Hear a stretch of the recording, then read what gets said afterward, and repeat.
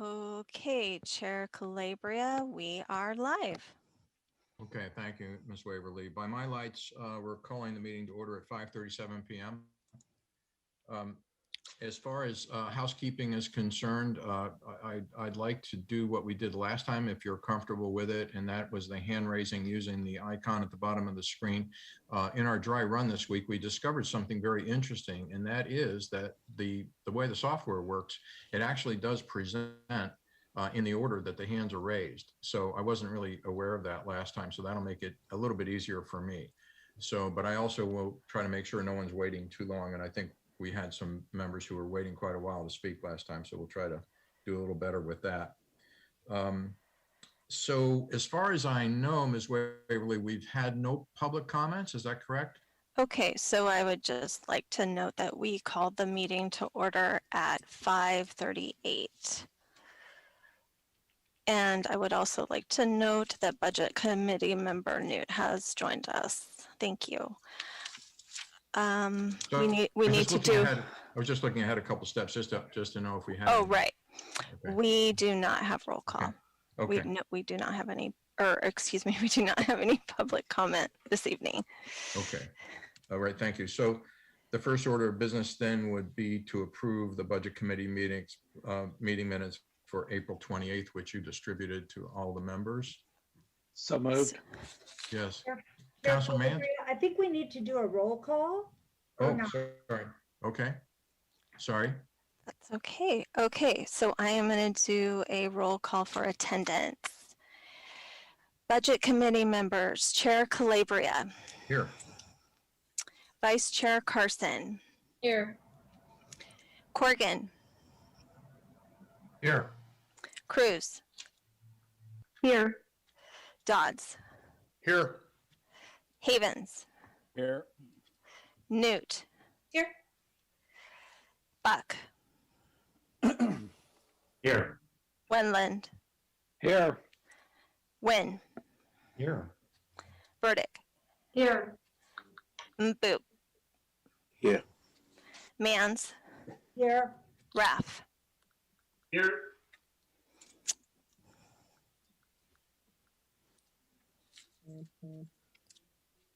Okay.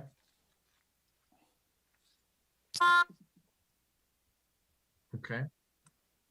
I heard an alert. I don't know if we need to wait for something or not, but I guess we're now at the point of approving the budget meeting minutes from April 28th. Move to approve the Budget Committee meetings for April 28th, 2021. Second. Any discussion or comments or edits?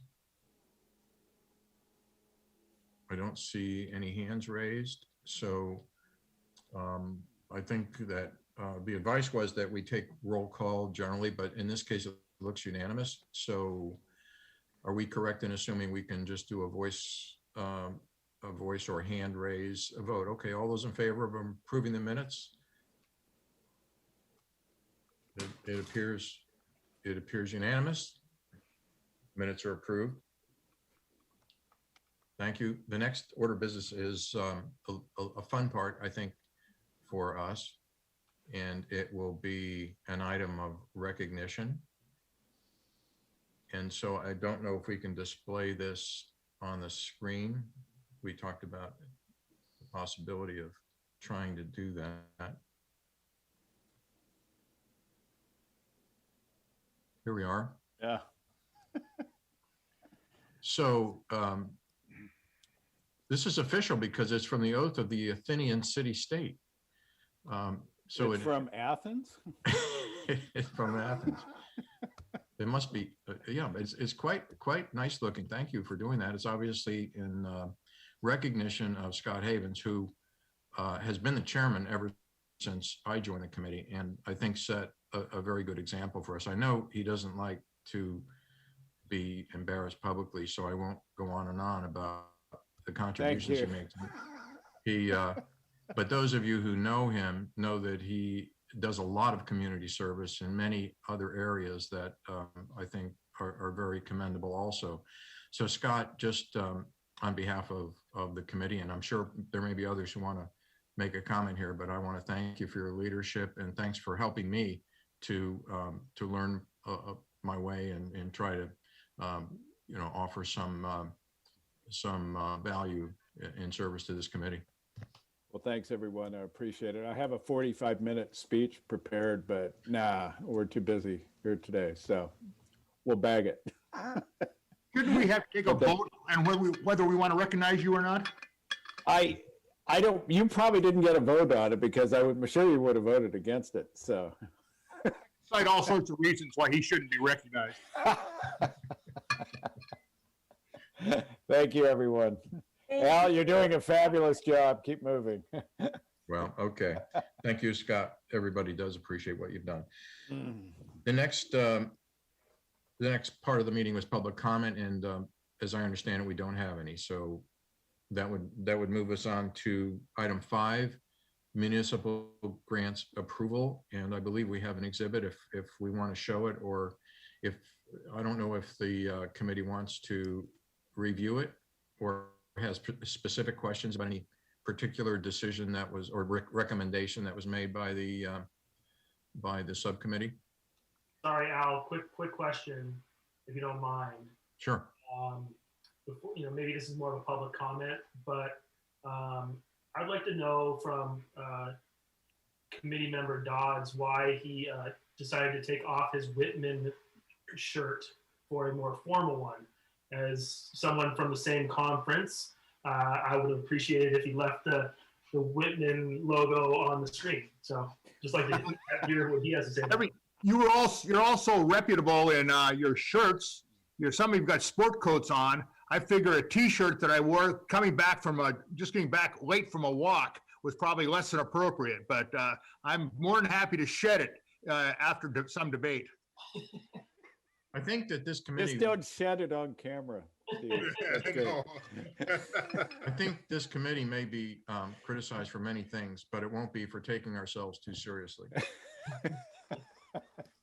All right, back to business. I apologize for tangent. That's okay. That's okay. Are there any questions about the recommendation from the municipal grant subcommittee? Just as a short summary note, you can see at the bottom that the requests were about 45% higher than the budgeted amount. So there was quite a haircut that needed to happen in order to make this compliant with the budget. I move that we accept the municipal grants as submitted. Do we have a second? I second. This is Shannon. Thank you. Moved and seconded. Any discussion? I see a hand. I see Aaron's hand. Aaron, is that from before? Okay. I mean, Councilor Raff, sorry. I don't see any other hands raised. And so without any further discussion, we can put it to a vote. And since there wasn't any discussion, I think we can do this with a voice vote. All those in favor say aye or raise your hand. Noes.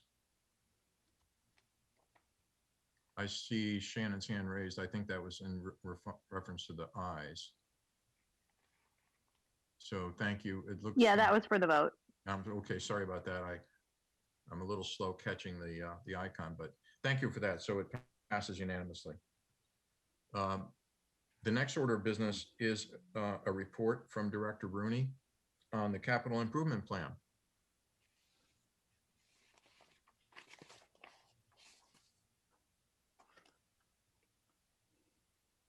Okay, good evening, everyone. Give me a second. I'm gonna get my share screen here just a second.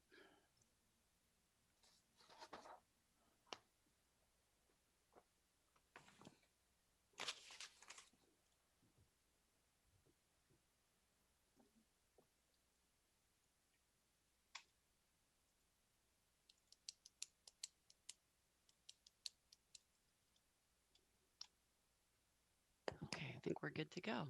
All right, good evening, Chair Calabria, Mayor Buck, and Budget Committee members. As mentioned, I'm Erica Rooney, the Director of Engineering. With me tonight also, I think in the waiting room, but available, is Stefan Broadus, our Assistant City engineer, and he is the one who gets to implement the CIP for us, the vast majority of it.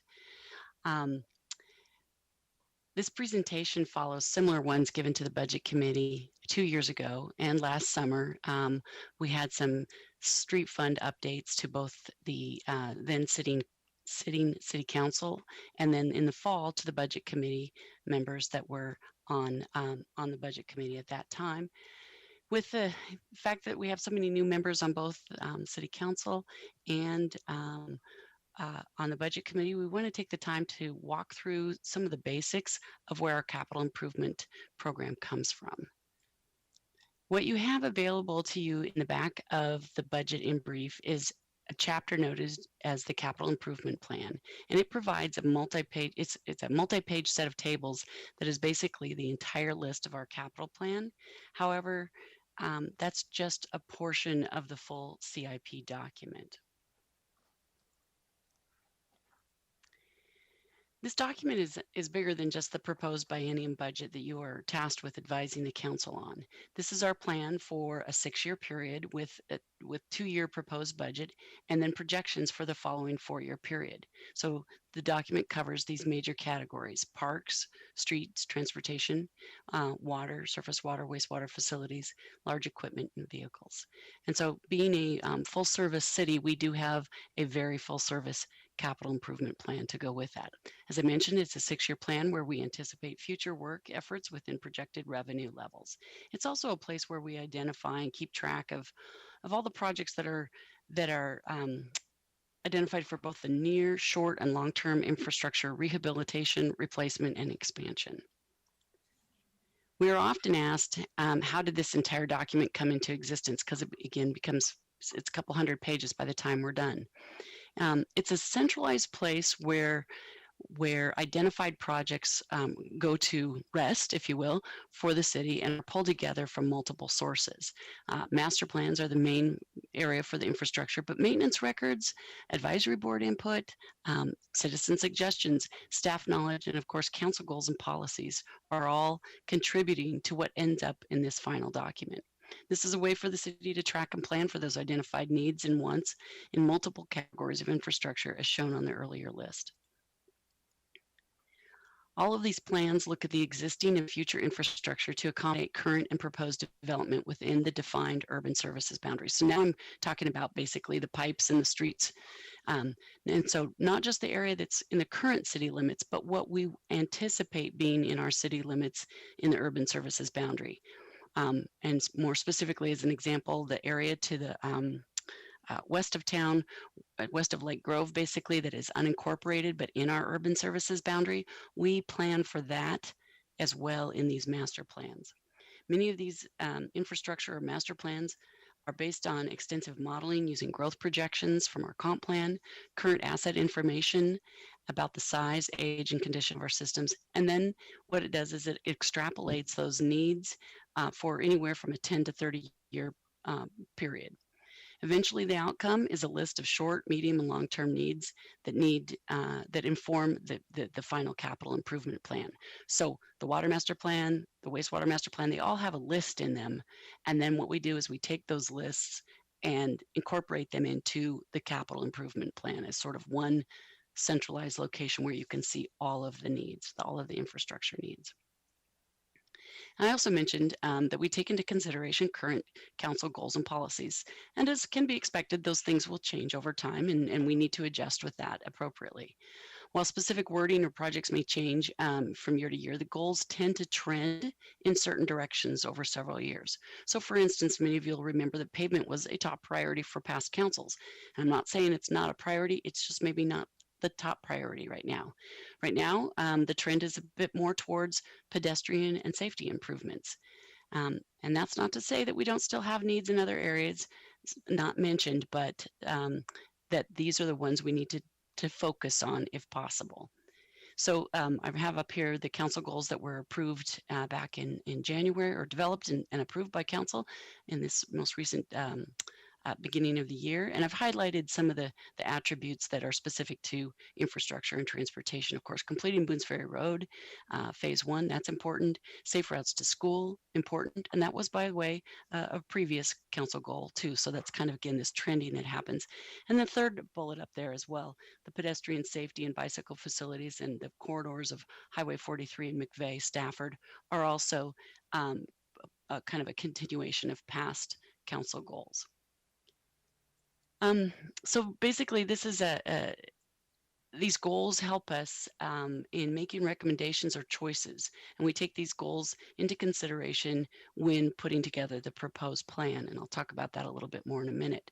So with all of that information feeding this CIP, I want to get into the details of what we're expecting for this budget cycle, this 2-year budget cycle. Diving in a bit deeper, I'm highlighting here the planned CIP expenditures for the next 2 years in the major categories that are within the proposed budget. So as you can see here, 26 million for parks. That's up much higher than in past budgets, but that's thanks to the passage of the parks bond measure a couple of years ago, or 18 months ago, which the department is, of course, aggressively implementing as we speak. The proposed infrastructure expenditures are quite similar to past bienniums, with the exception that the street expenditure is a bit less, as we're finishing off the expending of the bonded money that was used for our pavement management program that began implementation nearly 4 years ago. We'll be finishing that up in the summer of 2022, not this summer, but a year from now. And so our overall street expenditure for the 2-year period is less than the last 2-year period.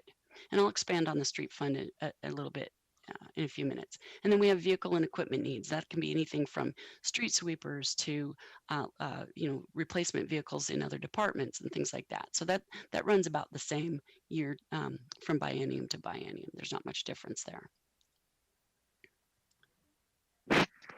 Excuse me, Erin? Yes. Sorry, this is Shannon. Under capital expenditures, is there a part for bridges? Does that fall under one of those categories? So bridges would come out of the street section. We do not currently have any money planned to expend on bridges in the current proposal. But yes, that's a part of the streets, and I'll explain the streets covers so many different things. Yes. Thank you. Good question. I'm sorry, I didn't notice the hand raise, and Councilor Raff has his hand raised. So Director Rooney, is it okay if we ask questions during your presentation, or would you prefer that we hold them until the end? Whatever is your preference. I will tell you that I have a hard time seeing who's doing that, so I can't monitor Okay, who's I'll try to do asking. that. Councilor, if you're okay with that, then Councilor Raff, I see his hand raised. Sure. Thank you. Quick question. Parks here says 26.2 million, but in this book, it says it's 25.8. Am I missing something? Oh, okay. I got to look at 12 different documents here. Page 43. Yep. There's all the other numbers seem to match up, but a second. Maybe there's some operating capital that's missing. There could be 5/8 the park bond.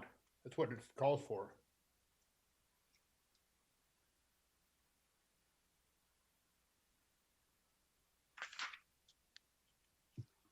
Oh, sorry. And see, if you look at the next page, which is what I'm more familiar with, on page 44 at the top, the parks and open space expenditures in total are, for the first 2 years, are, if I did my math right, 26.2, and of which 400 of that is part of their general expenditures.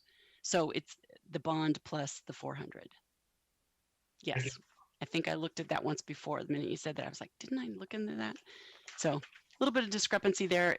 I've mixed a little bit of the funding, but what I'm trying to show here is what they're planning to spend on capital work. And sometimes that can come from multiple sources. Good question. Thank you very much. Yeah. Okay.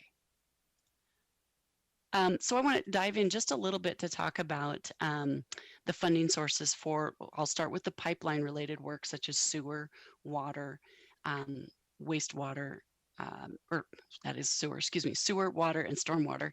And the funding sources for that come directly from our monthly utility billing. And that is where the vast majority of our CIP expenditures come from as well.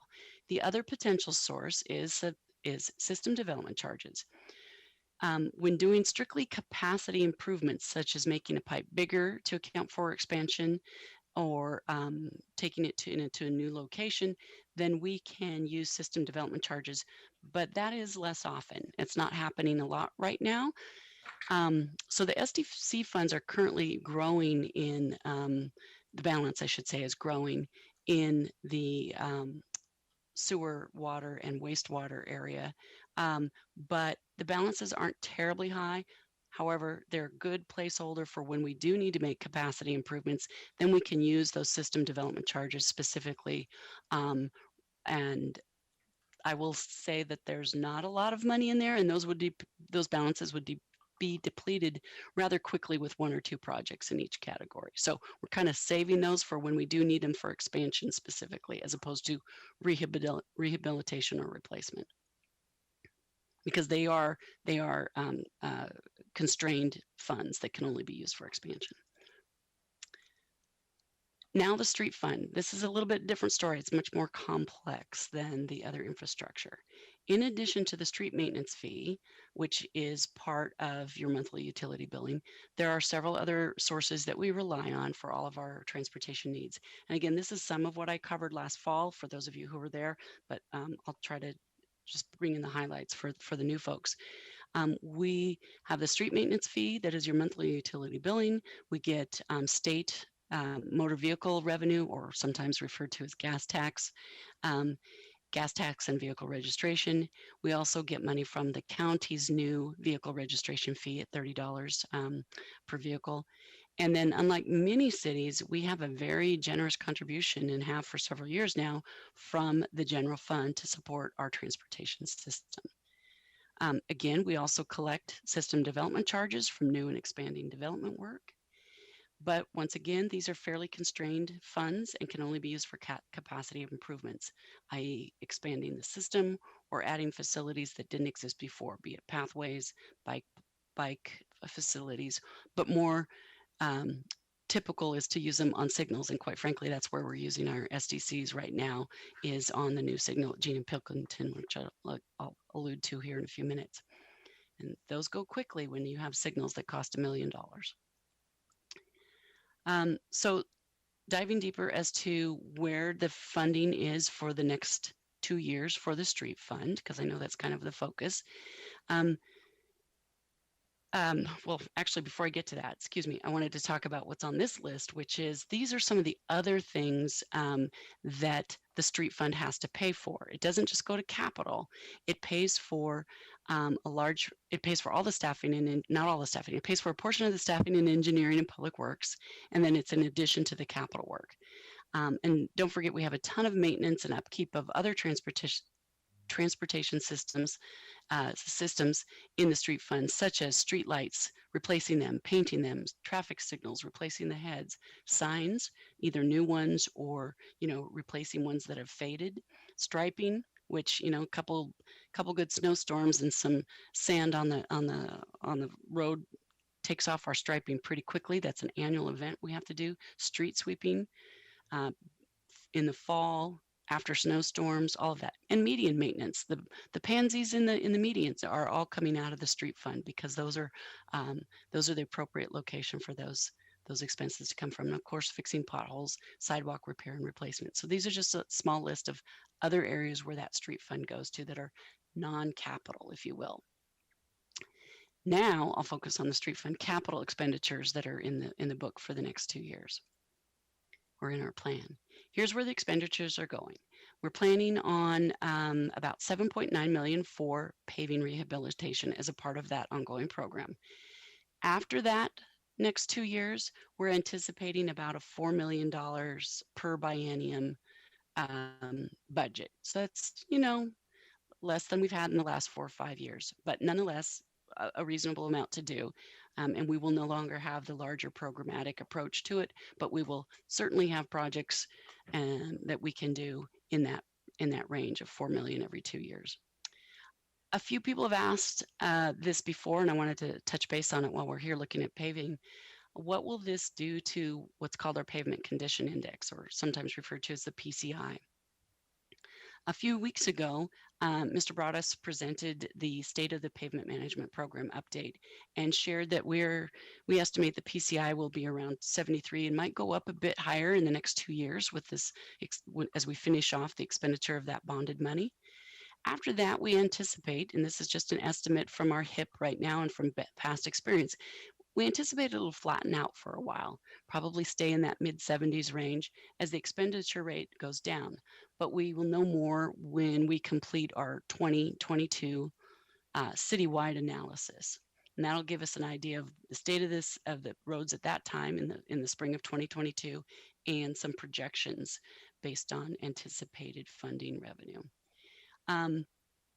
You'll see it start to dip down over time if we go too low on paving expenditures.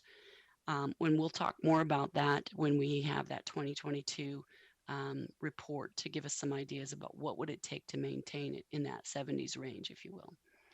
So in general, probably the 4 million is not going to be a sustainable funding level to keep the PCI from eventually turning downward, but it'll be a slow downward trend. Pavement is a long-term, never-ending demand for continual maintenance and repair. It has a shorter life cycle than most other infrastructure, so it just never ends. It's always a challenge for every city, and especially a city such as ours that has a lot of old roads. So don't compare us to Wilsonville. Their PCI is much better because their roads are newer and they're put in by developers in the last 20 years. Think of the expansion that's gone on in Wilsonville.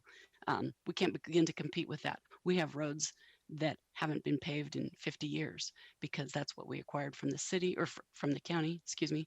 And so we have a very different environment than some of these other regional suburban cities that have been growing and expanding.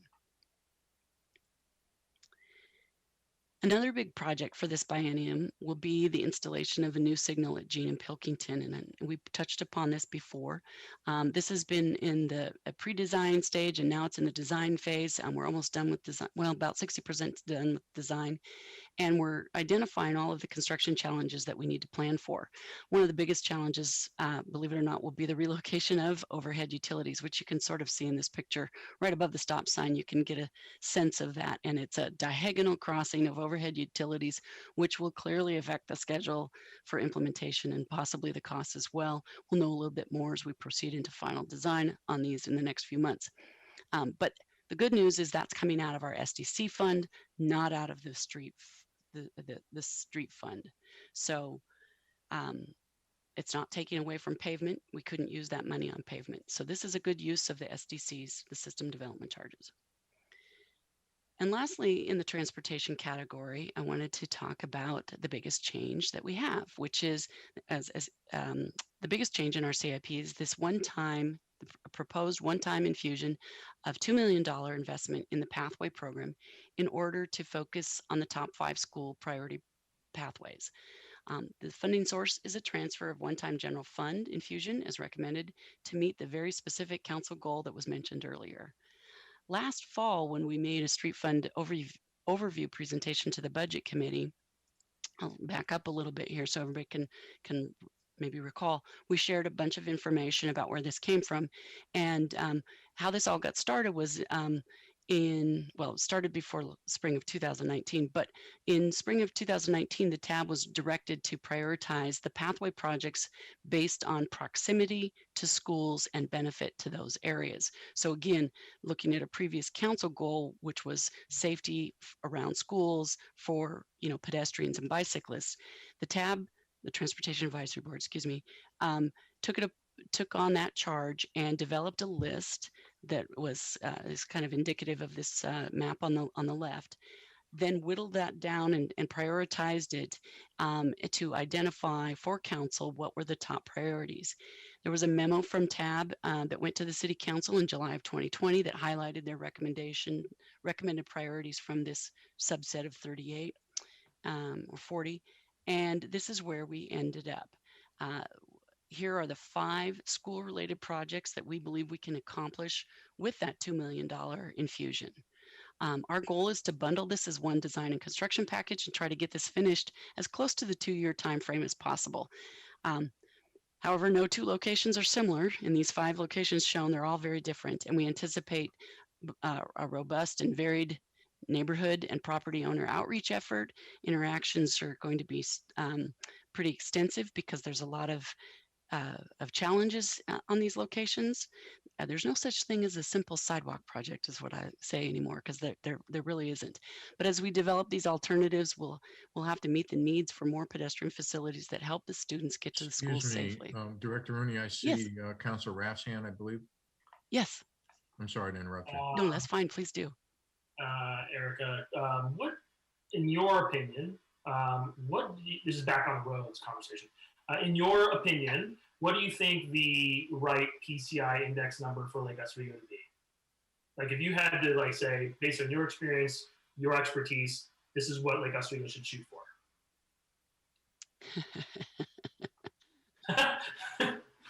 Let's see. Okay, so That's loaded. yes, No, yes, it's it not. is. No, she's Let me the see. expert, not me. I'm going to back up just a bit here. No, I didn't have it on here. Okay. Well, here's what I'll tell you. And this is, what I believe we need to be doing. We need to make sure that our arterial systems function well and are safe for pavement to be a safe traveling experience. Those need to be our highest priorities. The Boone's Ferry, the Cruiseway, Bryant, Country Club, the ones that carry A Avenue down here in downtown, South Shore, the ones that carry the most traffic need to be traversable. And we need to make sure that those stay at a good level. And I think that's what we've done. That conversation happens every year when we say, okay, what projects are we going to do? And we do a little bit of a balancing act between some of the neighborhood needs, local roads, very low volume, compared to fixing Parkview, fixing Fosburg, fixing Westlake. We need to make sure that we maintain those collector and arterials and above. I think that's our number one priority. Volumes tend to be fairly low on local streets, and we can have a lower PCI there.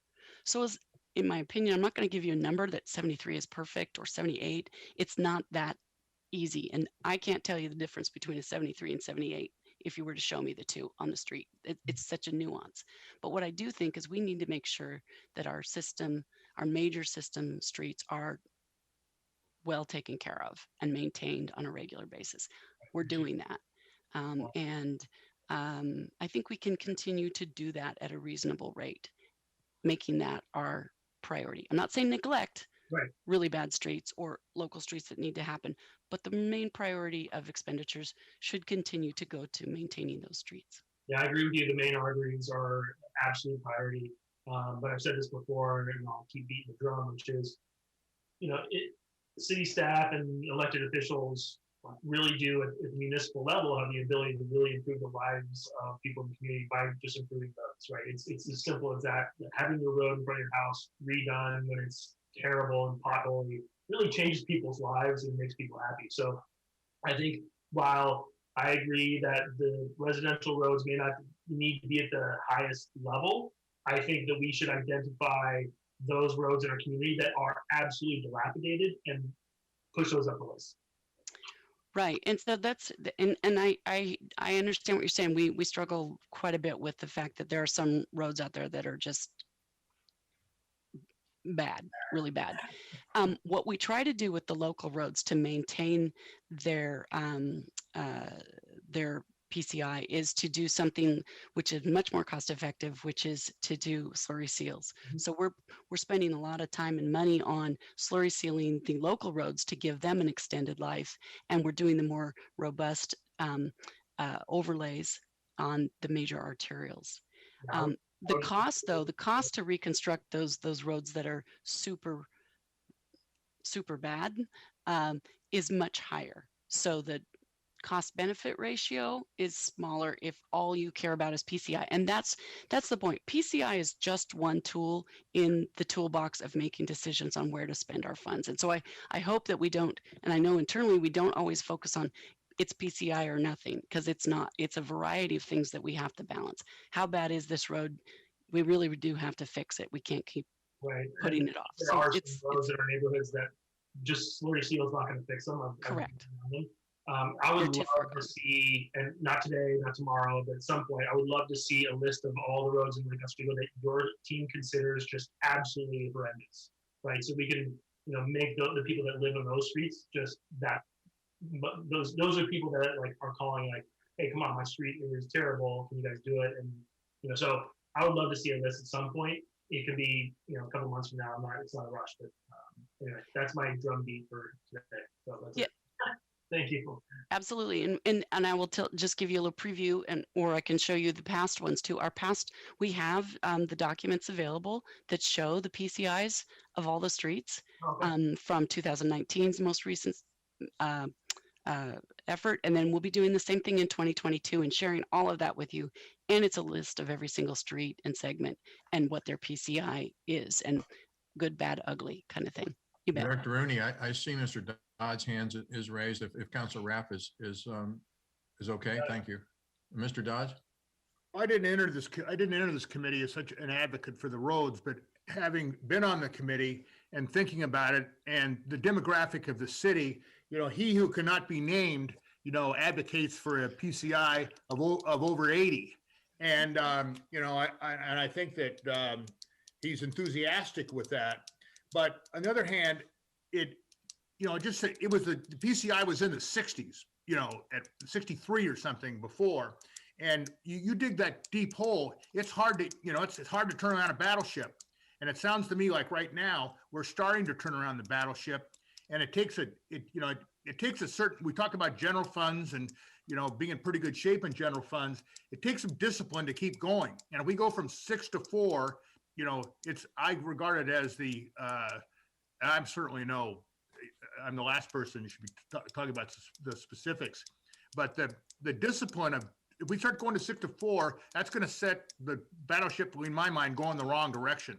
And I think that we, ought to think real hard before we, lessen our commitment. I mean, again, he who would not be named would, raise it by a couple $1 million, but to actually spend less, because the roads have got into good shape, and our citizenry, a great percentage of them, it's really important to them. It's sort of a showcase. I'll stop now. Director Rooney, I also want to ask a clarification question. If I understood the preliminary report correctly, it was projecting that we expect the PCI index to be rising to 73, which is an improvement over where it was. Mm-hmm. Is it correct to also understand that same graph as saying that if we attain 73, which is unproven yet, we will be below where we were in 2002? I'd have to go back and look at that. I don't have the graph in front of me to confirm that, but hang on a second. I might have some resource. If I can't find it quickly, we certainly will look it up as a question for you. Let me look at the history of the PCI. 2002?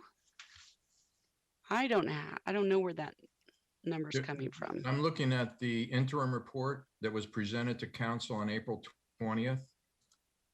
And there's a graph that shows the PCI from 2002 to projection 2020, actually.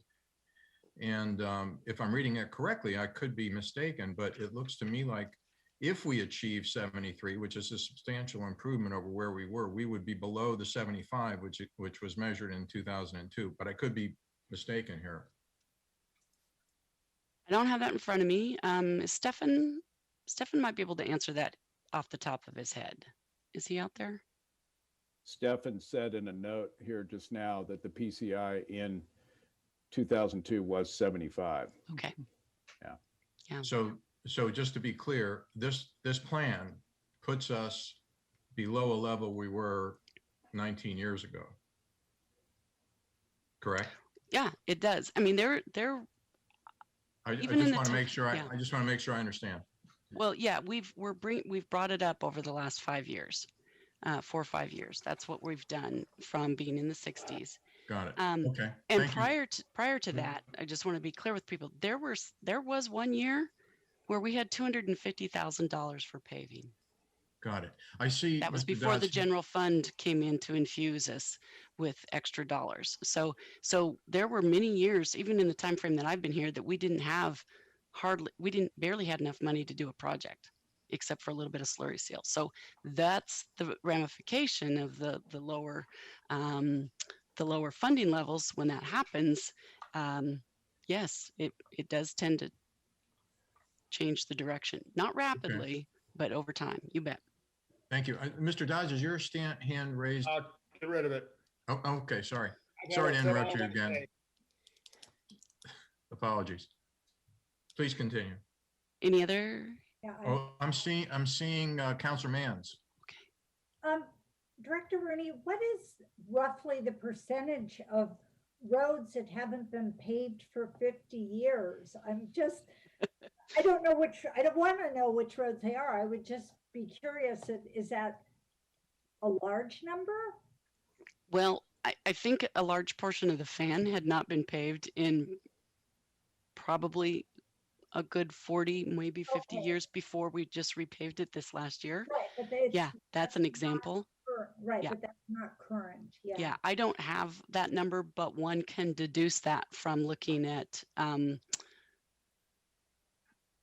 how thin some streets are, as far as how little AC they have on them, and then they might be on very little base. And so we kind of know the trends of what the paving practices were 40 to 50 years ago, and you can kind of see that. Now, other areas like, the west side of town, in the Westlake area, up in Mountain Park, those roads are in much better shape because they're, again, only 30, 40 years old. See, is that right? Yeah, the 80s and 90s was Westlake. So they're in pretty good shape. But other parts, especially parts that we've acquired through annexation through the county, old areas, have had fairly minimalistic roads that probably haven't been paved since the time they were put in. Yep, got it. I'm Yeah. aware of FAN. If someone could get back to me with a percentage of remaining roads in this next cycle that haven't been paved for 50 years or areas of concern, I'd be really interested in that. Because everyone's aware of FAN who's ever been to FAN, but other than that, I'm kind of at a loss as to where else that might be other than newly incorporated roads. One additional question, if I can beg the patience of the committee here, on sidewalk repair. It's been a while since I brought this up, but where are we on whether citizens repair sidewalks or the city repair sidewalks in front of their homes particularly? Are we trying to take that over, or is it citizen homeowner repairs sidewalk or replaces? Yeah. I know Anthony's on here. He can chime in to help. So to start with, of course, the code says that the adjacent property owner is the responsible party. Right. We have implemented a program where if the street tree has, in front of residential areas, if the street tree has been the source of that, we have been trying to come in and help take care of that on a first come, first served basis. Is Anthony out there? Yeah, I'm He there. might be able to expand on the more details. He handles that in his department. Director Rooney, everything you said is absolutely correct. I'll just add some more to that. So we have about $100,000 contract per year in sidewalk repairs that we contract out, but then we also do some in-house. Right now, it's on a first come serve basis, and we concentrate on residential. Commercial, it's still a responsibility, and we do not take care of those. But for residential, and it's meant as an added benefit that the council asked for us to see if we could accommodate on just a limited best serve, first come first serve basis. And I gotta tell you, it does take a tremendous amount of our time. However, I know that this is the residents really appreciate it, and it does add a lot of value. And once again, things like tripping hazards are eliminated more efficiently because we are taking care of them. Whereas what we find is that sometimes some residents don't have the ability or capacity to be able to handle those things. So once again, we do make an effort, but there's far more demand than there is availability. I can tell you that much by a long shot. Great. So if I could just interrupt for a second, I saw Vice Chair Carson's hand raised, but I also saw Mr. Broadus, and I don't, if Mr. Broadus is going to answer, help to answer Councilor Mans's question, then I think we should let him articulate that. And then if Councilor Mans is satisfied, then we can move to Vice Chair Carson, if that's okay. Thank you. Thank you for the opportunity. I'll keep it brief. I just wanted to let Councilor Mans know, yes, I will pull from the report, filter out the roadway segments that at least our data shows have not been paved in 50 years or more. I do want to note though, and offer a friendly reminder to the presentation a couple weeks ago. We very consciously avoid a worst first approach to roadway paving. If you recall from the presentation, when a city of our size in an investment level that we typically have uses a worst first approach, new roads fail faster than we can pave them. So the number of roads that have failed will actually increase with that approach. So what we typically do is we'll have a combination of slurry seal to hold the roads where they currently are, rehabilitation of our major arterials and collectors to keep those high volume roads performing like they should. And then we also have a segment dedicated towards low volume roads that have failed, need attention, and it is its own segment, but we do very consciously avoid the purely worst first approach because it will dig us deeper into that hole. Councilor Mans, are you satisfied with that your question's been answered?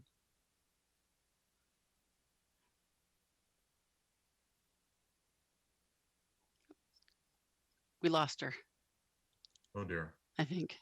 I'm not seeing her. Yeah, I see her picture, but it's frozen. Well, in the meantime, I'd like to move to Vice Chair Carson. She's been waiting patiently, and hopefully we'll get Councilor Mans back. And maybe if she has additional questions, I would like to go back and recognize her. But Vice Chair Carson? Yes, I would like to ask a newbie question on where the sweet spot, where is the goal for the PCI? Because we keep talking about the PCI, and I keep hearing it's 70, 73, it's going to be, it's lower than 75. Was it ever the council's goal to have the PCI at a particular place, or why are we doing this? Right. So from a purely technical standpoint, the sweet spot for PCI is around 84. Okay. And that information is shared every 3 years when we do the pavement management report, which is a complete survey of the city. We go through this process. We say, again, sweet spot, and the best place to keep your PCI is 84. I mean, that's primo. That's if you're a city doing that, you're doing great things, so to speak, from a purely technical pavement management standpoint. Several years ago, council set a goal to get to 70 because we were in the low 60s. And so, that was we thought that'd be a big stretch.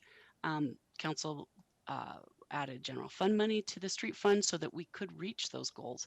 And then we also bonded money from gas tax increase, if you will, House Bill 2017, and used that money to infuse it as well. So there's never been a specific council goal that said 84. It's clearly from the technical geeks and the geotechnical people and pavement management specialists, they will all tell you it's 84, whether it's in this city or any other city. That's the sweet spot. But it takes an enormous amount of money for us to get from where we were, which was in the low 60s, to 84. Enormous amount. Well, great job so far. I just hope that we don't lose the focus on that and we target above 80, because to me, 73 is still not enough. I think we've done a lot to get here. I think we should still focus on getting it above 80 unless someone disagrees with my position on that.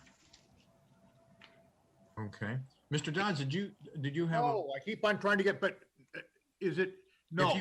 If you hover above the bottom of your screen, I think you'll be able to, there's a raise hand and then a. It says lower hand, lower, okay, all right. There you go. It's not going away. You get a, oh no, it's still there. Oh, there it is. All right, I got it. All right. Okay, that's great. Thank you. Sorry about that. Okay, Director Rooney, sorry that I interrupted you. And if Councilor Mans comes back on, I think what we should do is recognize her and make sure that her questions were answered. Sorry.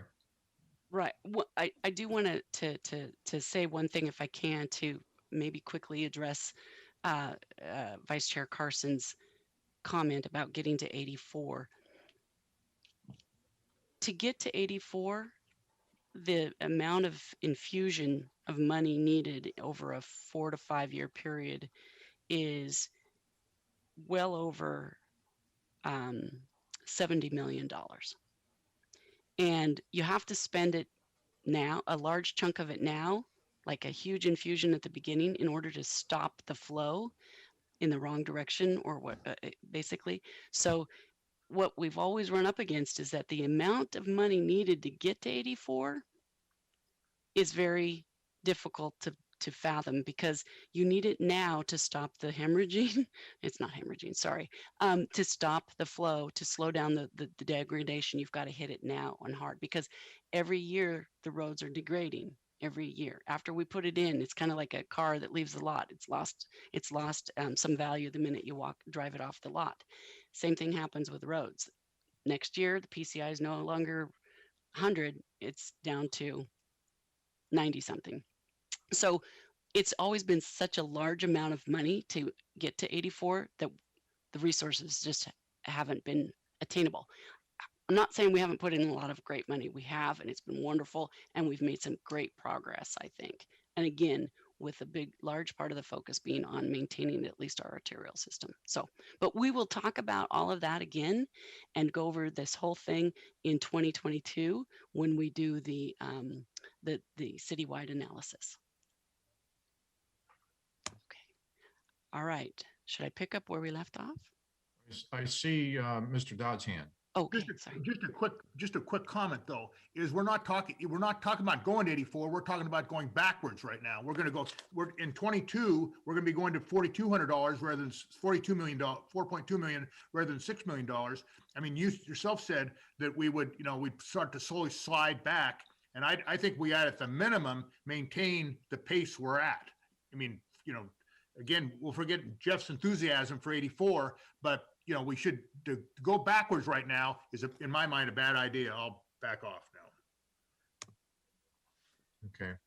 Thank you, Mr. Dodds. Director Rooney? Okay. I think we were talking about pathways. I'll try and pick it up from there. So let's see. Yes. This, so how far did I get on this slide? So the tab used this as their large list.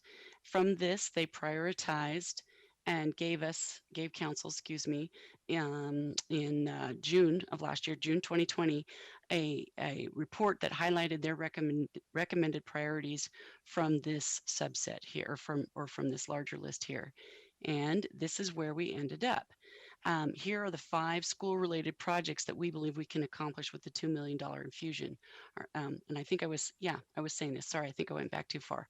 We're going to bundle these all together and anticipate hiring one consultant to do the design, and then hopefully have one construction bid if it all looks like the right way to handle this. We'll know more as we get into it if it needs to be separated out. But nonetheless, this is where we would propose using the $2 million, and it comes out to right around 2.2 overall that we think at this moment at the early stages. We would start that in July. So what's up next? After the council, that's the overview of the CIP with some details in some of the areas, particularly in the street fund. I do want to make sure though to do a shout out to all the folks who've contributed to this, because this is a citywide effort. It's not just the engineering department who puts it together. I mean, we put together the last document, but Parks obviously contributes quite a bit to this. The public works staff do, and then many of our engineering staff work on different cost estimates. So it's a multi-department effort to get this pulled together, and then finance, of course, keeps us in line and makes sure that our numbers all balance and get put into the budget proposal correctly, so that if it says 14 million over here, it's 14 million in the budget document as well. So as for next steps, after the budget is approved by the City Council, typically in early June, then our department produces the full detailed CIP document that provides more project details for each project in both the funded and unfunded categories.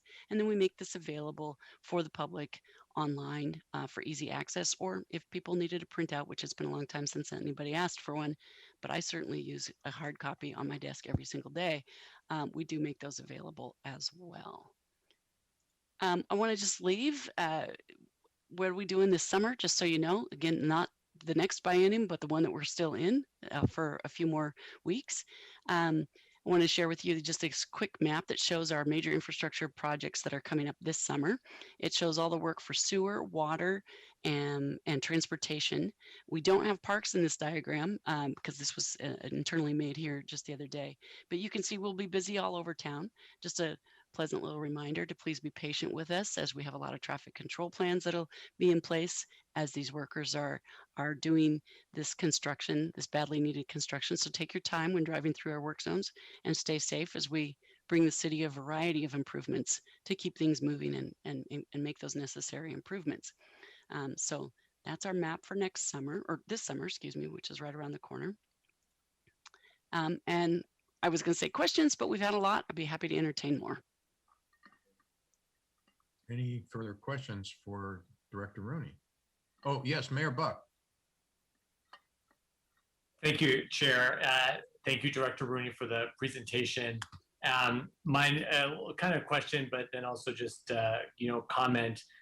It's great, this year, something unusual, we're putting the $2 million additional investment in pathways specific to safe routes to school, which has been, a large community issue. I think pretty much all of us that have running for office campaigned around safe, routes to school. I mean, and we hear families. I think when we all think about a future Lake Oswego, we think of this safe, connected community where whether it's families, whether it's seniors, that people can get around the town. They can ride their bike to school, and they can traverse the town in a safe way outside of the automobile, which makes us a healthy community, makes us a more sustainable community, and it really is in line with our community values. And it's just so important that, like we've done with the roads, it takes so long, for these investments to really materialize. I mean, we can't just one year say, oh, let's have great roads, and the next year we have great roads, right? It takes a long commitment, as we've seen, and it's really thanks to this committee and past councils for ensuring that we have a now really, relatively speaking, well-maintained roadway. And we know other jurisdictions, I mean, there's examples of newer jurisdictions, of course, that have great Cadillac type roadways, if you will, but then others whose roadways are in very, very, very poor condition.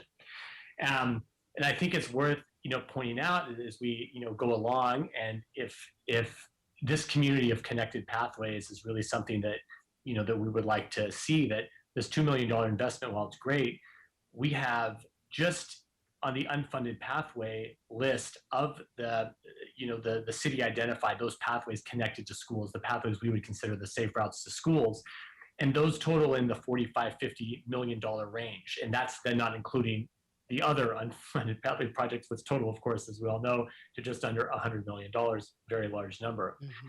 So, and there's no funding source for this right now. So I just make it as a comment for us to keep in mind. We have this money allocated in this biennium, which is great, but as we go into next year, the year after, as we're thinking ahead to what potential options we may have to put this effort into this community asset that I think future generations would hopefully be looking back and saying, we're so glad that that we have this kind of safe, connected community.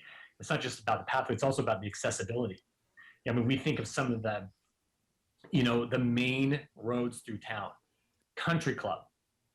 Country Club. I mean, yes, there's a sidewalk, but for anyone who's ever walked, it's abysmal, and there's mailboxes in the center of it, and it's absolutely not accessible. South Shore, our route around the lake, wonderful, my favorite run, absolutely not accessible and very dangerous. So these are just, it's great to see what we've done on Boone's Ferry, because that's such a main, arterial. But even our downtown, we hear from people all the time, like our downtown is great sidewalk wise, but you can't ride a bike downtown. It's very dangerous. So there's just, we have a great city. I think we could make even greater in terms of this accessibility. And it's just food for thought, in these years ahead. Thank you. Thank you, Mayor Buck. Councilor Mans, you were disconnected from us when your question was being answered. I just want to make sure you received the answer. And Mr. Broadus, I think, was in the process of answering or adding some information. That's true. My computer just shut down. What I'll do is I'll go back and look at the recording, Chair, in order not to stop the flow of discussion. I'm totally fine with that. And thank you for that. I apologize to Mr. Broadus and Director Rooney. Thank you for answering my questions. I want to echo what Mayor Buck said. Thank you for bringing that up, Mayor Buck, as well as the thought that we have, we're very fortunate that we have such an engaged team in engineering who is able to basically pull up any information questions we have at any point in time. This is highly unusual, but completely delightful. Thank you to both Director Rooney, Mr. Broadus, and the rest of the team out there as well. Thank you. Thank you, Councilor Mans. Are there any other questions of Director Rooney?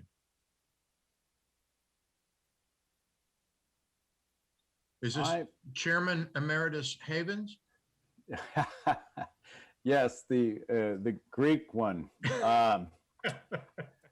So how worried are we about these bridges? How bad off are they, Ms. Rooney, Mr. Broadus? What are they desperate? Are they some desperate? That kind of thing. Those are big numbers there. So our bridges, we have, sorry, let me get to the right page. If you give me just a second, I don't want to quote it wrong. We have 24 million of unfunded bridges. So we have, you've got one bridge that's about a $9 million one, I think. Well over 9 million. And those numbers could be interesting. These are not all dollars to necessarily replace them. Some are replacement dollar amounts, some are not. What happens is every 2 years, ODOT, I think it's every 2 years, ODOT goes through 18 months or 2 years. They go through and they inspect all of our bridges for us, and they do it for everybody. That's how it is. And they give us an inspection report. We have bridges that aren't great. And then we have a couple that are not good. I'll just put it that way. And we continually put in for grants to have retrofit money or replacement money for those bridges that are, if you will, lower, are on the lower scale. So far, we have not received funding. We don't qualify when competing with all the other bridges in the state that are asking for retrofit money. And part of it is because, quite frankly, most of our bridges are super low volume. So it's very hard for the little tiny bridge on North Shore that gets maybe, 1,500 cars a day on a very big day to compete with any bridge in Washington County on an arterial. So that's part of the challenge, is that we have low volume bridges. I want to remind everybody that the bridges on Highway 43 are not ours. So it's the bridges around the lake, and they're all really relatively low volume. That being said, it's one of these weird things with bridge funding. The worse your bridge is, the better your chances of getting funding for replacement. And we're I'm sorry to cross my fingers. We're kind of hoping that that's what's going to be happening with a couple of our bridges, because that's how you get significant funds for bridge replacement. Because most agencies, such as ours, even, and you know, we have a fairly generous budget. Most agencies can't begin to handle this kind of one bridge replacement, let alone 24 to $30 million worth. So the bridge fund is the main source for almost every agency to get replacement funds. And so we all take our turns. And when it gets to some point, that'll happen. What happened to us probably 15, 16, 17 years ago is that we had not quite a catastrophic failure, but a significant failure on one of the bridges at the west end of the lake. And that catapulted us right to the top for bridge replacement funds. And we did an emergency replacement there. Took us a while, but that's how we got the funding. And we were certainly not in line for it before that. So sorry, that's a long-winded answer to your question. But quite frankly, that's what every other agency does. They might spend money on small maintenance, you know, a couple $100,000 here, there, that sort of thing. But these kind of numbers that we need, most agencies can't begin to fund that until they get it through the bridge fund from the state. So it almost has to fail by the time, then we can actually get money for it. They want to catch it before it fails. Yes, there's this sweet spot again that they work for based on a whole bunch of metrics that they use to try and find where's the sweet spot before it fails, because that nobody wants that, and hopefully fund those that are in that sweet spot of really needing to be replaced. Yeah, okay. But they're watching it. They're watching it, and we're watching it as well, and applying for grants every time we get an opportunity to do so. Mr. Havens, are you comfortable with that? Yeah, that's good. Thank you very much. Okay, I see Ms. Cruz. Yeah, I was curious, do we have any type of liability for if we get this report that bridges are failing, that if we don't do anything about them? Is there something like, you know, you talked about the one 16 years ago that failed, and I wasn't here, so I don't know. I'm not a lawyer. I'm not going to. Let me give it a try, Erica. Yeah. So state law actually recognizes that jurisdictions don't have enough dollars to fix every problem that could potentially occur. And so actually this process we're going through right now with you in the capital improvement plan is really important for the city, because we've identified that all of the capital needs, and we've identified the amount of money that we've had, and then we have applied the money that we have to the project. So we're building as many projects as we can. Well, thank you. Discretionary immunity is typically the word that's used for that. And I wasn't going to actually say the legal term, okay, Erica, sorry. but yeah, that's what as far as mine goes. At some point, at some point, no jurisdiction in the United States can actually repair every infrastructure problem that they have. There's simply just not enough money to go around. And so you have to make choices about what your highest priorities are. And so that's essentially what the capital improvement plan does. Wonderful, thank you. When does the report come out about, you were saying that the bridges are inspected? Is it once a year, once every 2 years? We get inspection reports every 2 years, and then those reports are used to apply for grants. And so we're in the grant application phase right now. We applied back in the fall, and I can't tell you off the top of my head. It's probably sometime later this summer that we might find out. Stefan, do you know that? It's still upcoming. Yeah, we're still a few months out. Mm-hmm. Thank you. We'll certainly let the council know the status. Every time we do grants, we let them know if we got them or didn't get them. Yeah. Are there any other questions for Director Rooney? I don't see any hands raised at the moment. Director Rooney, thank you very much. I always find your presentations to be I always come away learning something, and this happened again. So thank you so much for preparation and the delivery of it. Yeah, and if you have any questions, don't hesitate to send me an email. We'll try to get answers for you. Indeed. Thank you. Okay, now just as a time check, we've been going about an hour and 15 minutes. If there is interest in a break now, I want to respect that. I see a yes nodding.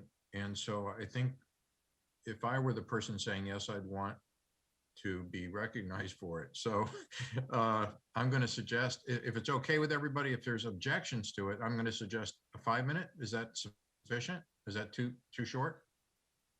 5 minutes, okay. Okay, so I'm noting on my computer it says 6:47. So just say, I don't know, 6:55. That would be 6:52. Yeah, 5 minutes. yeah. Go.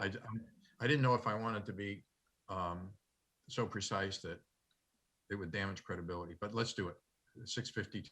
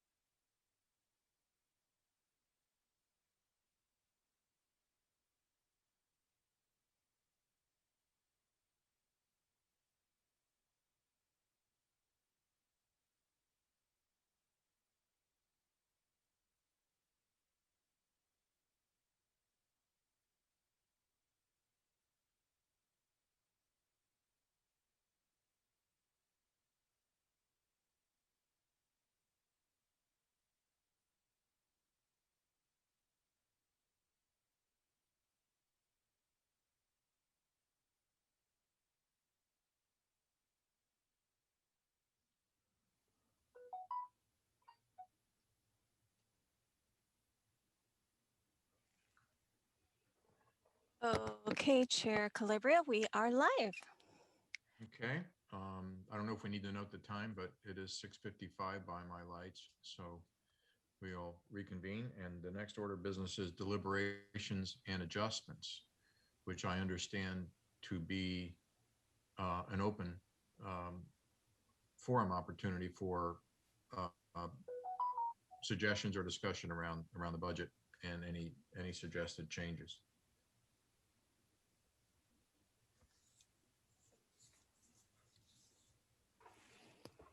Do we have any input on that or any requests or conversation? I have one. Can I ask a Mr. question? Carson? Sure. Okay, so Martha, I saw on the FTE that we remained at a 9.0. So great job. However, we are adding 8 more FTEs, which is quite high. I know there are probably there to support council goals. The newbie question is, have you considered getting this 8 FTEs from all council goals that are no longer the focus? I'm so glad you asked, and I don't think it's a newbie question at all. I think it's a question that a lot of budget committee members, even those of you who've been around the block and might be in your very last meeting, might also want to ask. So first of all, in my view, the proposed budget recognizes 4 FTE that the council has already added during the current biennium that we're in. So let me just list what those 4 are, just so we're all clear. We added an adult resource officer back in 2019, recognizing that actually seniors in our community are actually have very special needs when it comes to public safety, and that we needed a person who specialized in working with the older adults in Lake Oswego. So the council added that in 2019, actually really shortly after the budget was adopted. We also added a maintenance technician at the water plant, because what we found is if we only had operators and managers out there, we actually weren't taking care of the building. And considering that that investment is hundreds of millions of dollars, it made sense to actually hire somebody who specialized in keeping our systems up and operational. I think that got added back in 2019.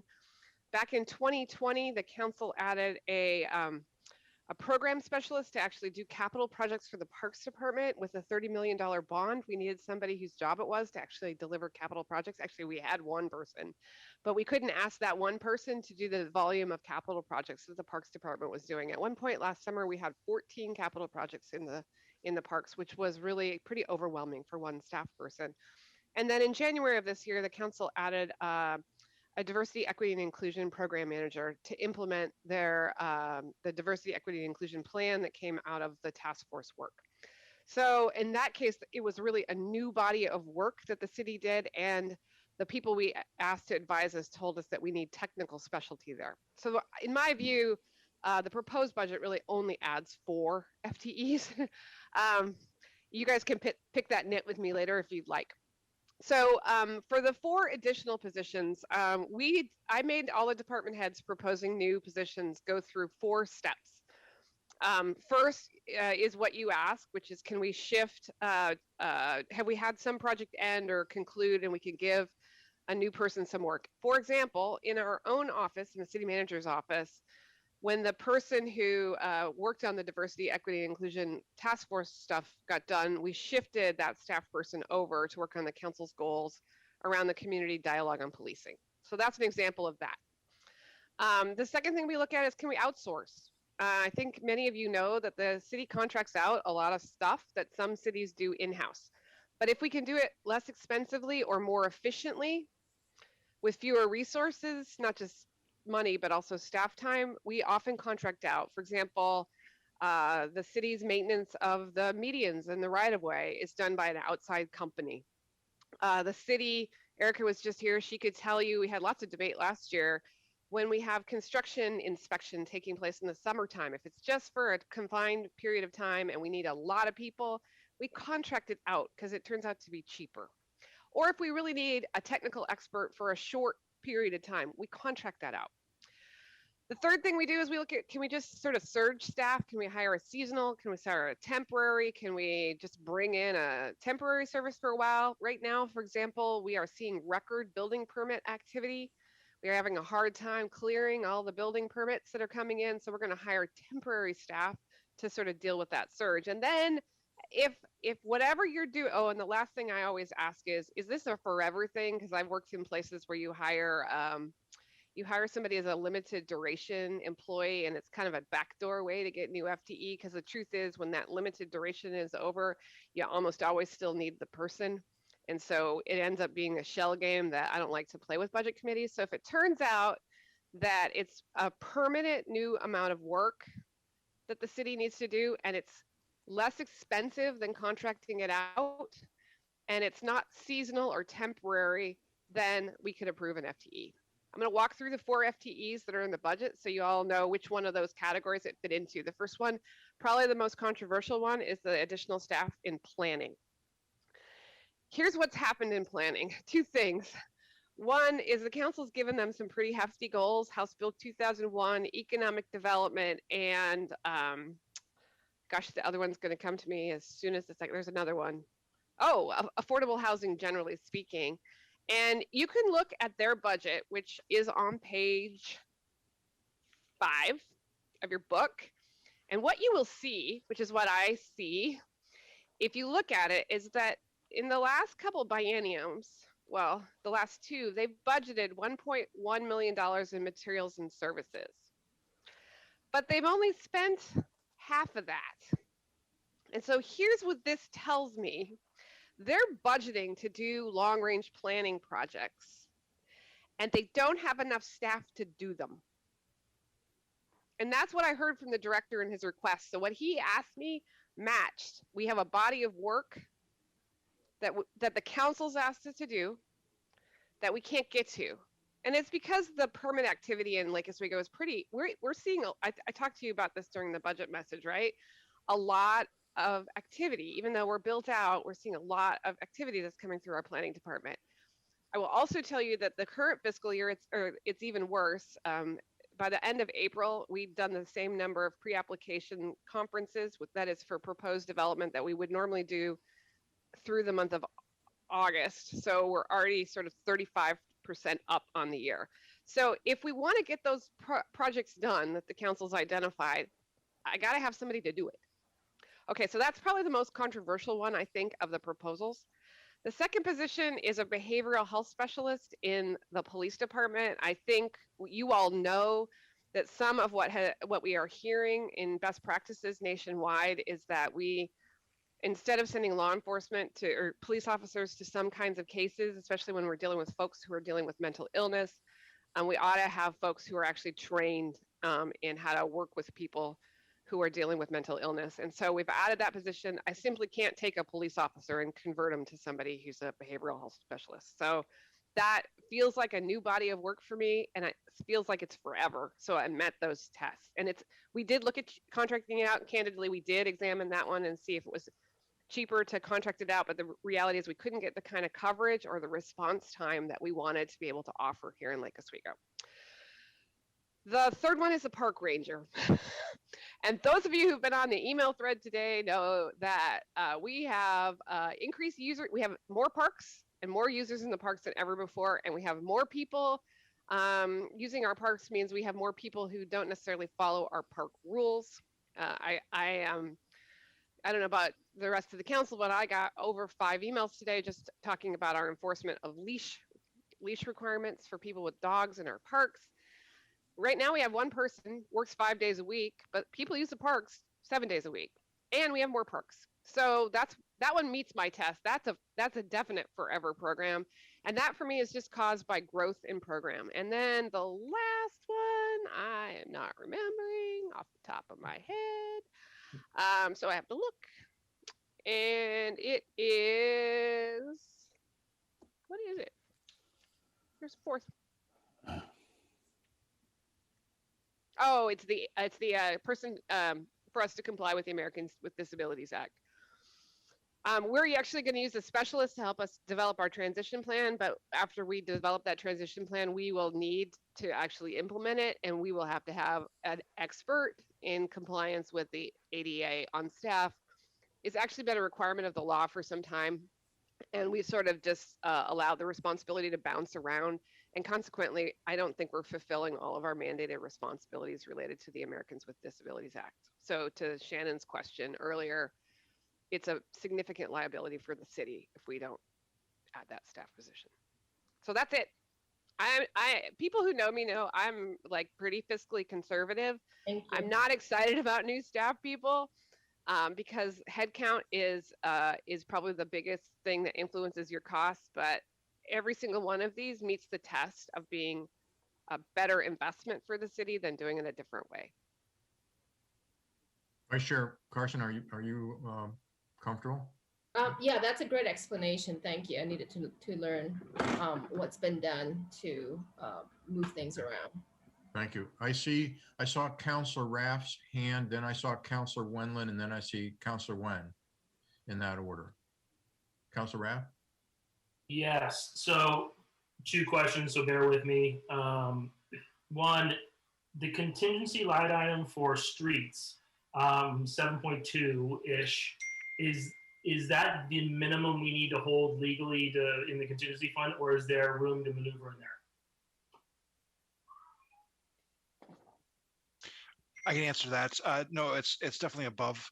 It's above the minimum, so there is room to maneuver. But it's also anticipating future projects that are in the CIP.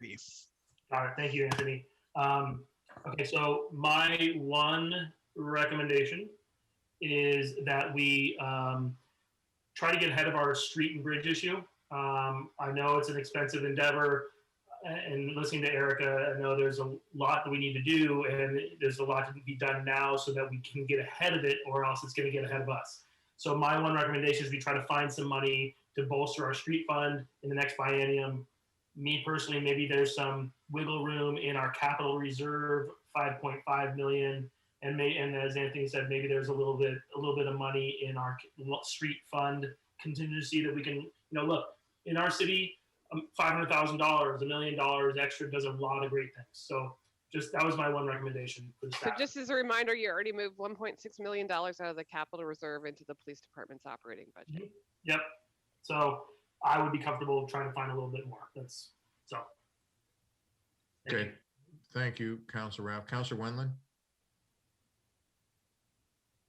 City Manager Bennett, on your explanation of the ads, which I agree with every one of them, is there any position that is a minus that we could take so that our overall head count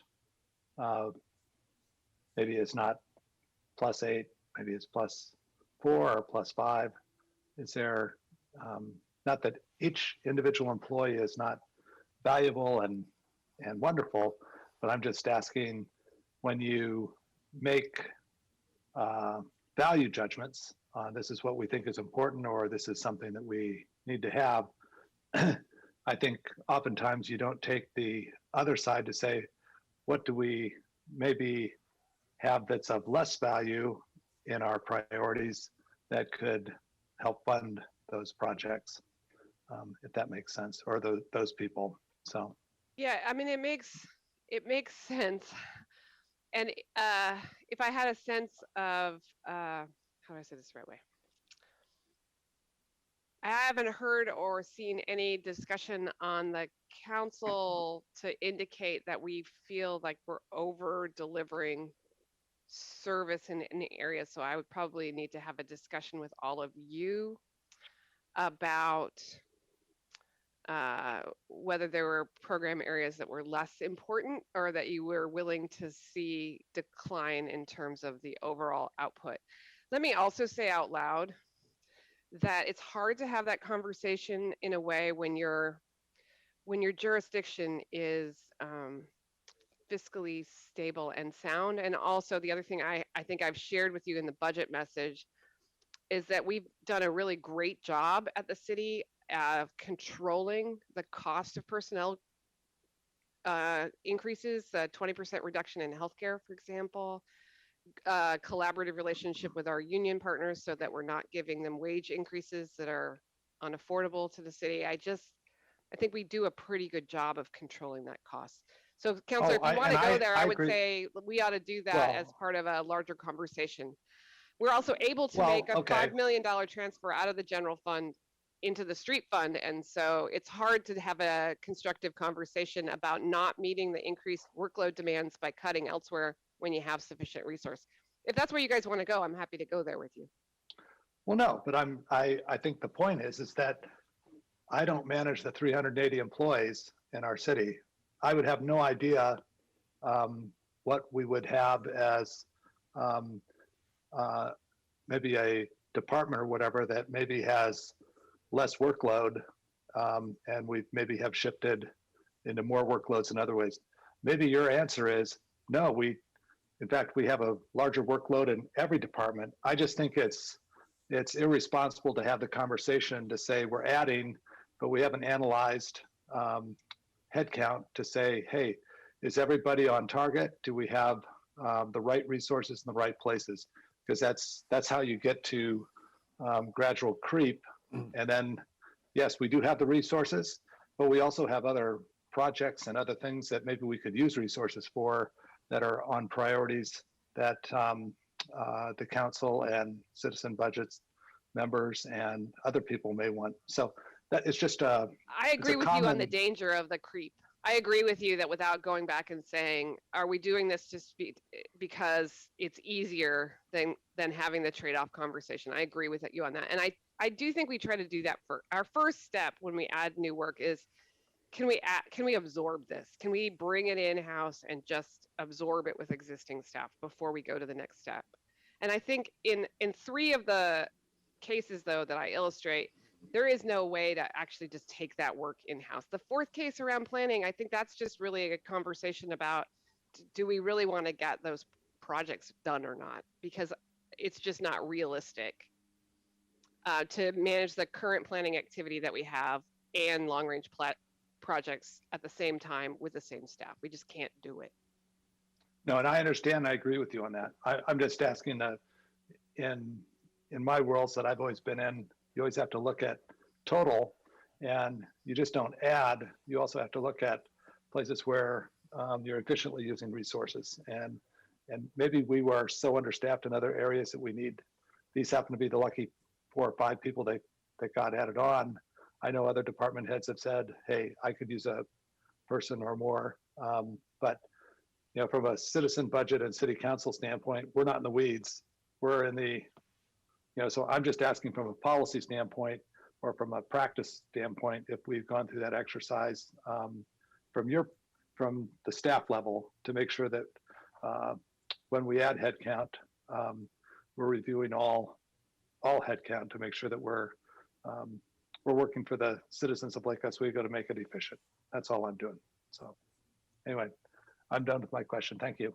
Okay, thank you, Councilor Wendland. Councilor Nguyen? Oh, thank you, Mr. Chairman. Just 2 questions. First one should be pretty quick. When we talk about adding, and this is kind of related to the FTEs again, but when we're talking about adding the 8 FTEs, do we also have a sense too of how much natural attrition we'll have? People that may be retiring, maybe not in that particular position, but in other departments, just as a net. First question. Second question. Yeah, let me just do the first question by saying, Jennifer, could you bring Megan in? I think as Dale told you, we can't actually ask people if they're going to retire, but we do know how many people we have in each age cohort. So hopefully she can answer. Go ahead to your second question, Counselor. Okay. Then the second question, I guess I don't expect to answer right now, but I think just kind of in light of us coming out of the pandemic and having to have adapted to all the challenges the pandemic really imposed on all of us. I'd like to kind of see if there's a chance for maybe to do a kind of like a self-audit. Well, if during this time when we had to close down all of our buildings, we had to work remotely, were there things that we learned that maybe we could keep from the pandemic? Maybe I think certainly in all sectors, I think in the public and private sector, we're learning that maybe these Zoom meetings are more efficient, right? Or maybe we can have them more frequently with less travel. I mean, for example, So those are things I'd like to maybe kind of take a broader look, and maybe if we at a later date maybe have a chance to kind of do a post-mortem, not the right word to use, a pandemic, but in any case, you know what I mean, but just We call it after action. yeah. But yeah, I'll write that down, and it'd be great to include the council in that conversation. Yeah. Okay, Megan, do you have how many folks are, what kind of turnover are we looking at? We generally, as an organization, have fairly low turnover. We do have, it's been a while since we really tracked, quite frankly, the amount of employees who are eligible to retire.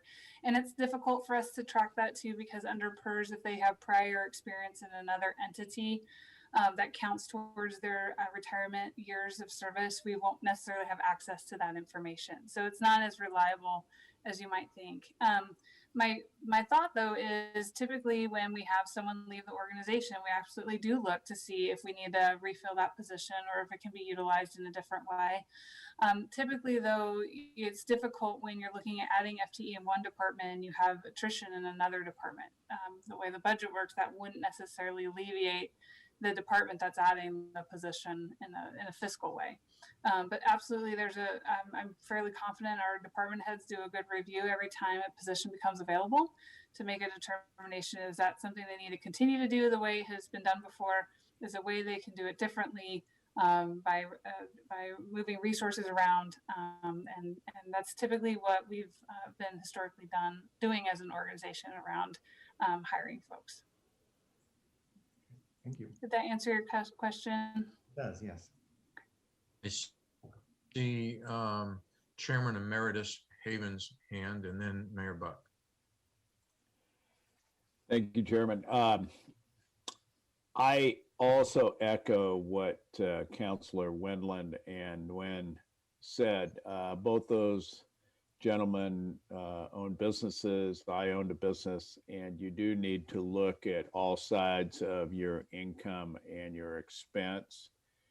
When I started on the budget committee, we were talking about something called a glide path, and it was after the 2008 debacle, and we were cutting some positions. I want to say it was 6, but I can't quite remember.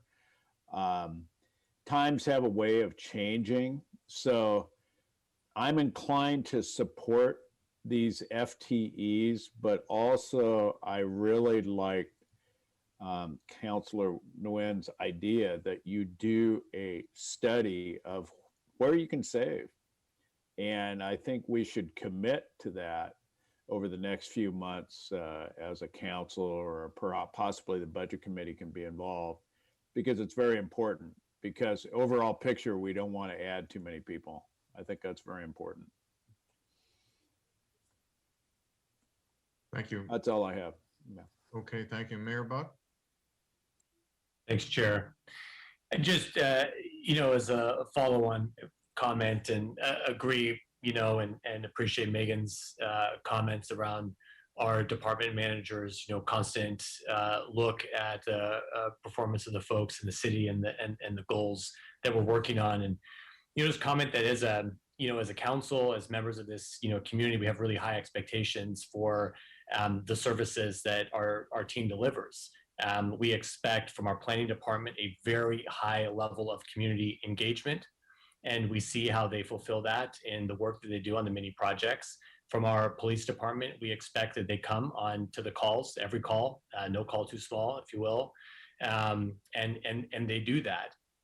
You're more likely to survive from a cardiac event in Lake Oswego than in other communities because of the speed at which first responders are able to arrive in Lake Oswego. And that's because we're staffed a certain way in our fire department. So there's always the trade-offs, but I think that folks come to Lake Oswego because they demand a certain level of service from the city, and yeah, that comes at a higher cost. But I think that's also why we see and I think the city's operated very efficiently for many years, keeping very consistent with the staffing while trying to meet different goals. And we're really trying to achieve very, very, very high levels of service that they do really well. Just want to make that comment. Thank you, Mayor Buck. Are there any more comments or issues for discussion under the deliberations? Oh, yes, I see some hands coming up now. Councilor Raff, I saw yours first, then Councilor Mans. Then So I've been advised by a person that shall remain unnamed that in order for me to actually have any kind of impact, I actually need to be specific. So I'm going to just throw this out there. I'm trying to get multiple text messages for how I did it wrong, but I'm going to recommend, per my previous thought about streets, if we could take, I know we already spent some of the capital reserve money on police, but if we could take I would recommend we take $500,000 out of that. And if my math is right, we could probably take $1 million out of the street fund contingency and put that more towards our capital improvements for our streets. So $1.5 million total. So, Councilor Rapp, I was having a little bit of problem hearing you. I think you said you had $500,000. You were, I think, are you making a motion? I don't think I need to make a motion. Is that right? I do? Okay, so then I guess I'm making a motion to use $500,000 out of our capital reserve fund, add that, and then use of the $7.24 million we have in the street fund contingency, use $1 million of that to add some more projects to our street capital improvement project. So it's a total of $1.5 million. Okay. That's my Do motion. we have a second? I saw Mr. Dodd's hand go up, so it's seconded by Mr. Dodd. I'll second. Thank you. Discussion. Councilor Mans and Councilor Wendland, I see your hands up. So if it's a comment, I think if it's a comment on this motion, I think we can jump to Councilor Mans. Are you commenting on this motion? Yeah, I'd like to comment on this motion and then comment. Then I have another question or another put, I guess you'd call it. So I'll comment on this first. And it's more of a question than a comment. And I don't know if this would be, I'll just ask Director Bennett. In all of the activity in Washington, D.C. around infrastructure money, which we don't know what's going to happen to that with that, it's very up in the air right now. Would there be opportunities to obtain money at our level, realistically, at Lake Oswego City level, for this sort of infrastructure push, the kind that we did over the past 5 years or 2 years, whatever it was? Well, we certainly hope so. But the truth is, I don't know the answer to that question right now. And it partly depends on whether or not the Congress does what it appears that it's going to do, and an earmark dollar. We don't call it that anymore. They call it congressionally designated allocations, but it's an earmark. And whether or not there's actually other funds that we would have to compete for. So certainly that looks like there's going to be money for roads in the infrastructure bill, should it pass.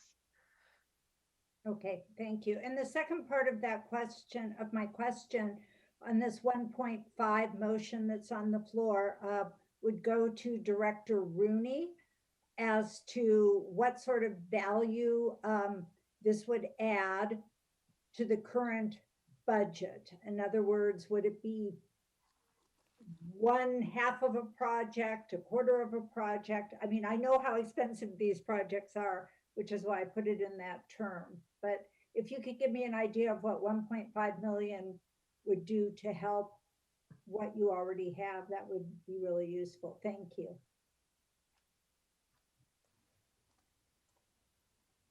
Hey, Director Rooney, were you going to respond to Yeah, that? I'm sorry, getting to my mute button there. And I got cut off just a little bit. So I think I want to make sure I understand the question is you're asking if given the 1.5 million to go to pavement, what would that do for us? Right. I will always tell you every extra dollar you give us for any infrastructure will help. That may not be a great answer. How much does that buy us in PCI? Can't quite tell you that, but it will either slow the turn or it will improve the situation. Erica, 1 million of the motion though is coming out of your contingency. So what it's going to do is advance projects and mean that you'd have less money in future years? The 500,000 you could talk about, but.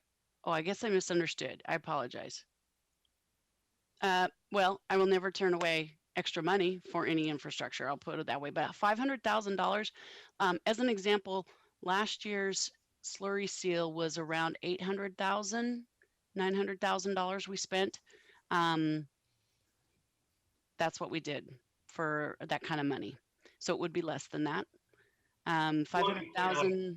Right now, we don't use contingency money, in my understanding. And so the way I'm wording it is we're releasing $1 million out of the contingency where it just sits because it's a for lack of a better word, rainy day fund. So I'm saying that we should authorize the use of it, of some of that contingency money. And all I'm saying is she spends down her contingency in the upcoming biennium. That means she'll have less money that carries forward into 23, 24. So what she'll do is she'll move projects that she was going to do in the out years. She'll move them up. That's what she'll do. My point is really, let's try to get ahead of projects. So we, like what she was saying, like it's getting ahead of us. So I'll mute now. Councilor Mans. Yeah, let me just finish my thought so I'm clear on this. So the 1.5 million now being the next budget dollars would perhaps buy you a little bit more time, say, for example, not definitively, on slurry seal or other low maintenance, low reparation projects, because that's not anything near any sort of large project, as we well know. Is that correct? Yeah, if that were to happen, we would do more in the summer of 2022 than we had kind of identified. So we would do more that year, and then summer 2023 would be pretty low. Less. Got yes, it. pretty low. And how does that work for you? Is that a workable situation? Well, we can do that right now because we have the pavement management team that we hired, Murray Smith, that Stefan spoke about. We have them on to get us through the summer of 2022 effort, and then that's the end of that. Okay, so it does sort of make sense in that regard to utilize them now because they're on staff. Is that what I'm hearing? Sure. It makes it easy it's easier for them to add another $1.5 million in funds or expenditures now than telling me this 2 years from now. Got it. Okay, got it. Thank you. Okay, I saw Councilor Wendland, then Mayor Buck, then Mr. Corrigan. So Councilor Wendland. So I've always been for paving, and I guess my question is to Mr. Dodd's comment earlier today about paving. He had a really good, I think, the 30,000 foot level is what do we need to do so we don't go backwards? I mean, even if we maintain, that's should be a minimal goal. And I guess my question is, with this adjustment, do you think we can at least maintain, if not maybe go forward a little bit? Or do you think we're in a situation where we're going to start going backwards after we spend the money that you have planned for the next 2 years? So I guess that's one question. Then question two is the $1.5 million is it precluding us from doing something else that we need to be doing? Is my question. Well, so we put the money into the capital reserve for the pool. Right. So that's if you take the $500,000 out of the capital reserve, you're away your flexibility on the pool. Yeah, and that's why I would not support this motion. While I applaud the idea of pavement, I think we have a number of other things that are on our plate that may be precluding us if we commit all of our funds that way. So that's just my thought. Okay, thank you, Councilor Wendland. Mayor Buck. Thank you, Chair. Yeah, I had my hand up for the same comment as Councilor Wendland. I agree entirely. We set the money in capital reserve to have flexibility for funds we know we're going to need on the community pool, which is another high priority. I mean, the streets are great, but we're already investing a significant amount in them, and the pool is a large community project. So I also cannot support this motion because of that. Okay, thank you, Mayor Mayor Buck, Mr. Dodds. Well, just quickly, what we're doing is one thing that concerns me is we're dropping the goal. I mean, and they had, we had a bunch of zealots. I like to say zealots. I think it sounds better, but there were a bunch of road zealots for a long period of time, and they did. And I'm, in a perfect world, I would like us to see us. We're spending 6 million and then 4.2. The 1.5 would bring it up to 5.7. So we would be maintaining our commitment through the 22 rating that we're going to see and see where we are. This whole group is sort of a relatively new group. And it just seems to me that it should be strongly considered. And I know it's already been considered, so I guess it should be reconsidered, that to retain a goal. And because I think that because it comes around, it'll bite us in the butt. Because if we start losing it, it's going to cause a series of situations with the constituency. So I know you guys all know that, but I'll say it again. Thanks, Mr. Dodds. Councillor Wen. Oh, thank you, Mr. Chairman. Yeah, I just want to be very careful as we are starting to make some adjustments to the budget and taking from one budget of one department and adding to the next.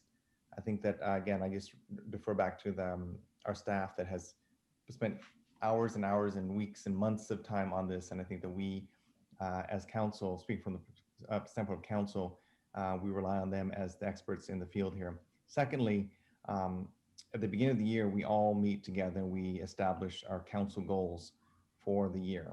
And I think that if we were to try to revise this budget, I think we need to look at these proposed revisions through the lens of the things that we've agreed as council that we're going to be focusing on. And I think that if we kind of look at over some of the other things that we have on our council goals list, there are many more that still need to be addressed. So, and I don't see the roads. In the past, the roads have been a council goal, but for this year, it's not. So if that's something we decide that we want to pursue for the 2022 council goals, then we should discuss it then, but I don't think this wouldn't be the appropriate place to do that. Thank you, Councillor Wen. Councillor Raff, I saw your hand next. Great feedback, everybody. I'm going to address Councillor Wen first. So I believe, Martha, were roads on our city council goals?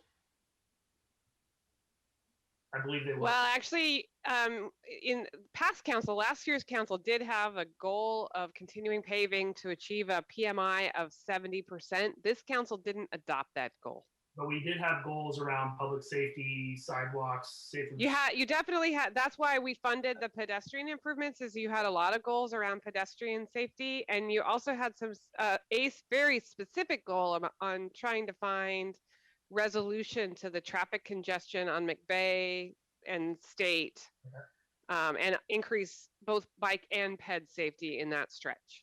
Got it. Okay, so in my opinion, it's still roads, good roads are part of safety, part of keeping people healthy. So I think it's still part of our city council goals, maybe not explicitly pavement. However, I still understand what you're saying. Let's stay on task. Noted. Councillor Wendland and the mayor made a great point about the pool, which I obviously really support. So if I could amend my motion, it would be forget about the capital reserve because we need that for the pool. I would say, if I did my math right, the minimum contingency we need in the street fund is 1.7 million, and it's at 7. So instead of taking the 500 out of the capital reserve, we allow Ms. Rooney to use 1.5 million out of the street fund contingency for further projects this year. So that takes care of the pool issue. We still have the money for the pool, but we also allow Erica to leverage some more of her funds to get us ahead of our pavement and road and safety issue. Okay, so I want to make sure that's clear. That amendment I think is going to require a second, but I want to make sure that I heard you correctly. So Ms. Waverly, did you write down that motion? Could you read it back to us? Move to approve for biennium budget 21-23, 1.5 million from street contingency, move to street fund for capital improvement projects. Did that capture it, Councilor Rath? Better I could do it. She's really good at this. Okay, do we have a second for the amendment? I see, I saw Councilor Mann's hand up first, but I see Vice Chair Carson's up for this amendment. Question. So the second would go to Vice Chair. Okay. Vice Chair Carson, did you want to second that amendment? Yes, I do. Okay, thank you. Now Councilor Mann's, sorry. Yeah, I think that for me personally, if we are able to do this and that the street contingency fund remains robust enough, now there's no predicting this, but given climate change and some of the things that we've had happened over the last biennium, if we can do this and we have someone, the consultants on hand, and Ms. Rooney has the bandwidth to move additional projects forward, I could agree to move those monies from the contingency fund to the current or the next biennium budget for street improvements. But my biggest question is, in that contingency fund, minus that 1.5, would that cover anything that might come up in 22 as far as emergency repairs, et cetera, et cetera? That's a question of Director Rooney? Yeah. Okay. Sorry, looking at details, of course. You're an engineer. Yeah, I'm trying to find the numbers, crunching numbers while you're all talking. So the answer is, we always like to have some cushion in there, because sure as I'm here to speak to you tonight, there will be something that happens between now and the end of this 2-year biennium. We need to finish Boones Ferry Road for one. We have a couple of other paving things that have kind of come up with that, people are asking us, can you finish paving? Just go a little bit further, go a little bit further. Some of those things we've said, I'm not sure we have the funding for it at the moment. So there's already people chomping, and I don't mean that negatively, but I should say real needs out there that aren't specifically identified. We do need to keep a good, healthy contingency in there for emergencies, though, absolutely. And I don't know exactly off the top. Again, I was trying to run some numbers, what that number might be, but we can take advantage of the pavement management program people being available to us, that team, and upping that up a little bit for the last year. You bet. Thank you. Thank you. I saw Councilor Verdict's hand up next. Yes, this goes along with what Councilor Mann's asked, and it's really Erica, it's for you. Do you have any major concerns if we were to use this 1.5 million to our streets? Are there any red flags for you that you would say, whoa, I'd really maybe not do that?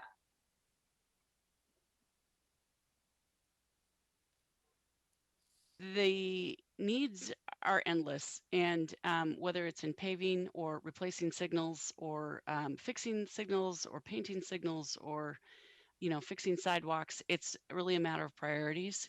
And if that is the priority that the council or the budget committee and then council approves, then that's what we'll do. We can certainly use more money in all of the transportation needs. One of the other things to think about is sometimes that happens, and I don't know this for sure off the top of my head, but let's go back to that bridge conversation for just a minute.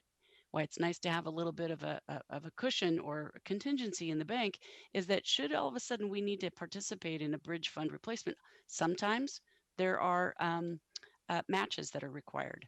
If we get a grant for signal maintenance safety issues that we've applied for right now, we're going to need some money. That's not in here at the moment because we're 16, 18 months off from being able to find out if we get grants, and we'll need some of that match money. So having some flexibility is important, but I think 1.5 out of the 7 is not, that still leaves quite a contingency. That's my opinion. And if you want to use it for paving, then we'll do that. Okay, Councilor Mans, your hand is still in the priority position, and I want to make sure. Because I had another after this, I have there's something that I'd like to put forth to the group after we're done with this discussion. Okay, so that's a separate issue, you're saying? Okay. The next hand that I see is Mayor Bucks. Thanks, Chair. So I appreciate the amendment. I'm more inclined to support this without that our kind of capital reserve piece included. But my question is why, if this was a good, why didn't we? I guess we have a policy around the contingency. So my first question is: are we maintaining that? Are we following our policy around the contingency with this move, with this allocation? First, so that's the first question, and then two, why didn't we just, why didn't you allocate these funds initially if we have too much sitting in the contingency? So, oops, am I on? Yeah, there we go. And Sean can back me up on this, but as he mentioned, that money, you're only seeing the 2-year budget. You got to look at the full CIP, which goes out another 4 years. So we were planning, money out there based off of both the contingency and anticipated revenues. So if we spend more now, we'll spend less than we're planning to in the future, even though it's available today. It's just a matter of when you want to spend it, now or in the future. It's not more money. It's just available at the moment. And so we would have to reduce our future capital outlay in streets as a whole in the future to accommodate for the fact that we're going to spend that contingency down. So Right. matching the revenues and the expenditures and keeping that contingency fund balance in there is important. We'd have to readjust that a little bit. Correct me if I'm wrong, Sean. Or say it the way the finance director would say it. Director Cross prefers Not be to muted. speak.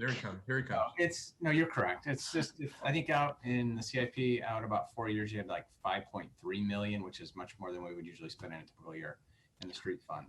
That might just have to be reduced a little bit. I mean, it's just shifting projects to accommodate the spending of the funds now. But those were already planned to spend out in the 6-year CIP. All right, and so are these, just knowing, thank you for that, Director Cross, if these are, knowing what we know about the benefit we get from doing the projects, in advance, are these the projects that receive that kind of benefit given, where they are? We've talked about this in our council study sessions on roads, when hitting streets before they get to a certain point. So is that the benefit here, that we'd be hitting streets, or is this literally just a matter of changing the timing of the projects? Well, grabbing them early, getting to some of those streets earlier is definitely better before they go off the cliff, off the failure that we talked about a couple weeks ago. And so it doesn't hurt it, but then, where will we be? And we'll have less money 3 years out. So it might buy us a little bit of time over time. This is the response rate to the funding is not as immediate as everybody thinks it is. It takes a couple years for the shift, several years sometimes for the shifts to occur, and it's not a perfect science. So it's very hard for me to say, if you spend 1.5 today, it'll save you $500,000 3 years from now. I can't, it's not that kind of an equation. But we're still in line with the policy. I just want to clarify. Okay. Oh, and with the contingency policy, yeah, we would for sure not go below the required contingency amount. Okay. Yeah. Thank you. Just to add, Thank you. sorry. Do you mind if I interject or add? Oh, sure. Sorry.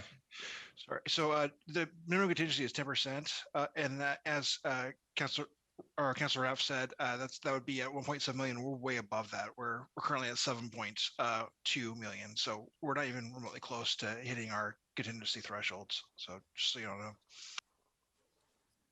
Okay. Thank you, Director Hooper. Appreciate that.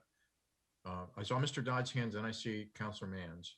And at some point, I wanted to come back to Mr. Corrigan. He had his hand raised a while back, and I don't know if you dropped it because your question was asked by someone else, but I wanted to make sure we allowed you to get into the conversation. I think you're muted. Right? Yeah, it was actually answered, I think by John Wendland, so I put it down. Okay. All right. Good. Okay, Mr. Dodds. Real quick, I regard it as a given that we're going to spend the money well. So I know that I assume they're going to know what they're doing. And my thrust is more that we maintain the commitment that we have. And so I would say that the word contingency works both ways. And it would seem, there's not a stretch of imagination to think that we will be getting federal money. And if we did get federal money, my sense would to put the money back in the contingency and spend the $6 million wisely, which we'll do. But if we get federal money, we can put it back in the contingency and for down the road. I don't know if that makes budgeting sense, but that's what I would think. Thank you, Mr. Dodds. Councilor Mans, I see your hand. Yeah, so after listening to all of this, it sounds to me like the greatest benefit to doing this is leveraging the consultants that we have in place now rather than later to do, again, those smaller projects, because 1.5 in roads is bupkis, okay? It's not anything to do a large project. Flory seal, as Erica said, yeah, but more than that, we can't do. The benefit is the consultant. Is that correct, Erica? Did I sum that up okay? I'm sorry, Director Rooney? Yes, yes. I think we should, I think it's wise that we have this opportunity. And if you want to take advantage of that and get a little bit more extra paving out of the summer 2022, okay, thank this you. is a good time to do it. Okay, thanks. Certainly don't want to close out conversations, but my sense about the discussion is that we had a motion. Councilor Raff heard some good feedback about the motion and some specifics, and he amended it. And we have a second, and we've confirmed that there are excess funds in that contingency.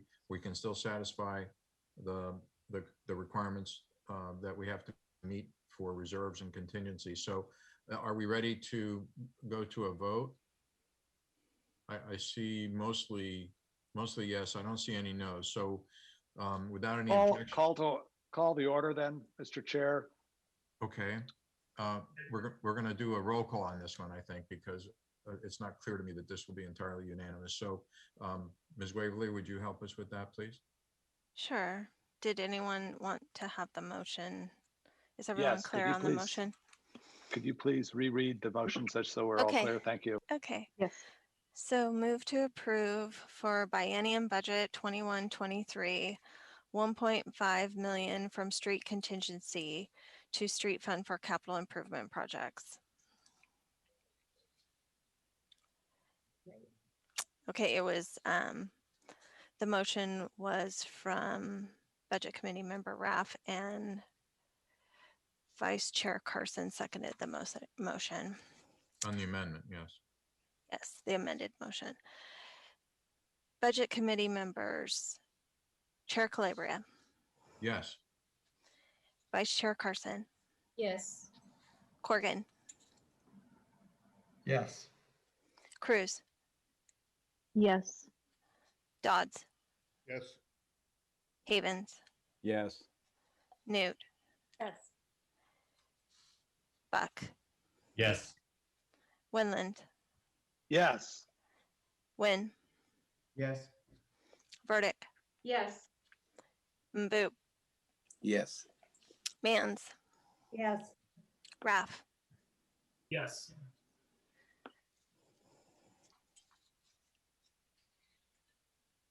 Okay, it sounds like it was unanimous. Yeah. Thank you. Now, Councilor Mans, I think you were raising an issue at the end of that conversation. I think we should come back to you on that. Thank you. Thank you. Yeah, I wanted to put forth the idea of increasing the funding in the municipal grant program.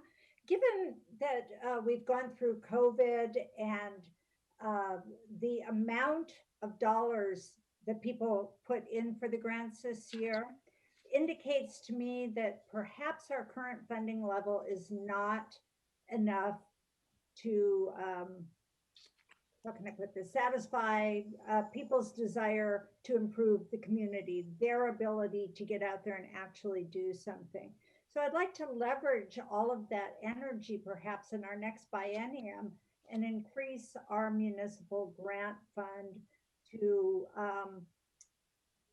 $80,000.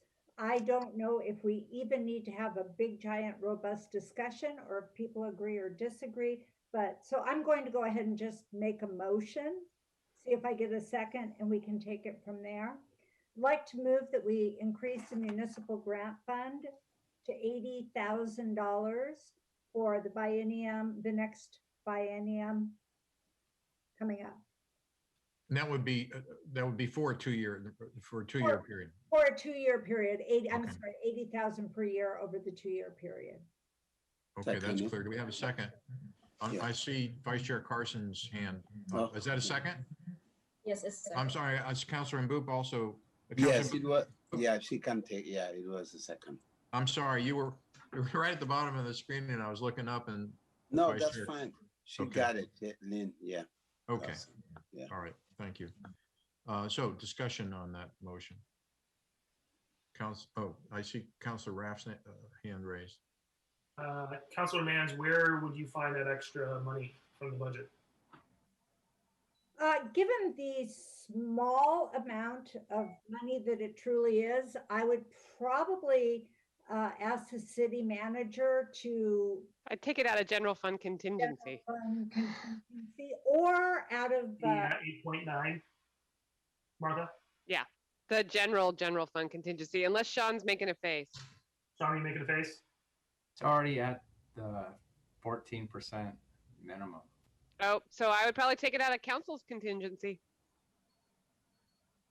I'd be fine with that. I don't know if anyone else would have any disagreement with that. Can I offer too that we are about to get the American Recovery Plan Act money, and it's very clear that you can spend it on nonprofits that are helping the community recover for COVID. So actually, I hear where you're going, Councilor Mans, but I think you're gonna have a chance to substantially increase the amount of money that you allocate to the community nonprofits that support folks who've been impacted by COVID. Okay, thank you, City Manager Bennett.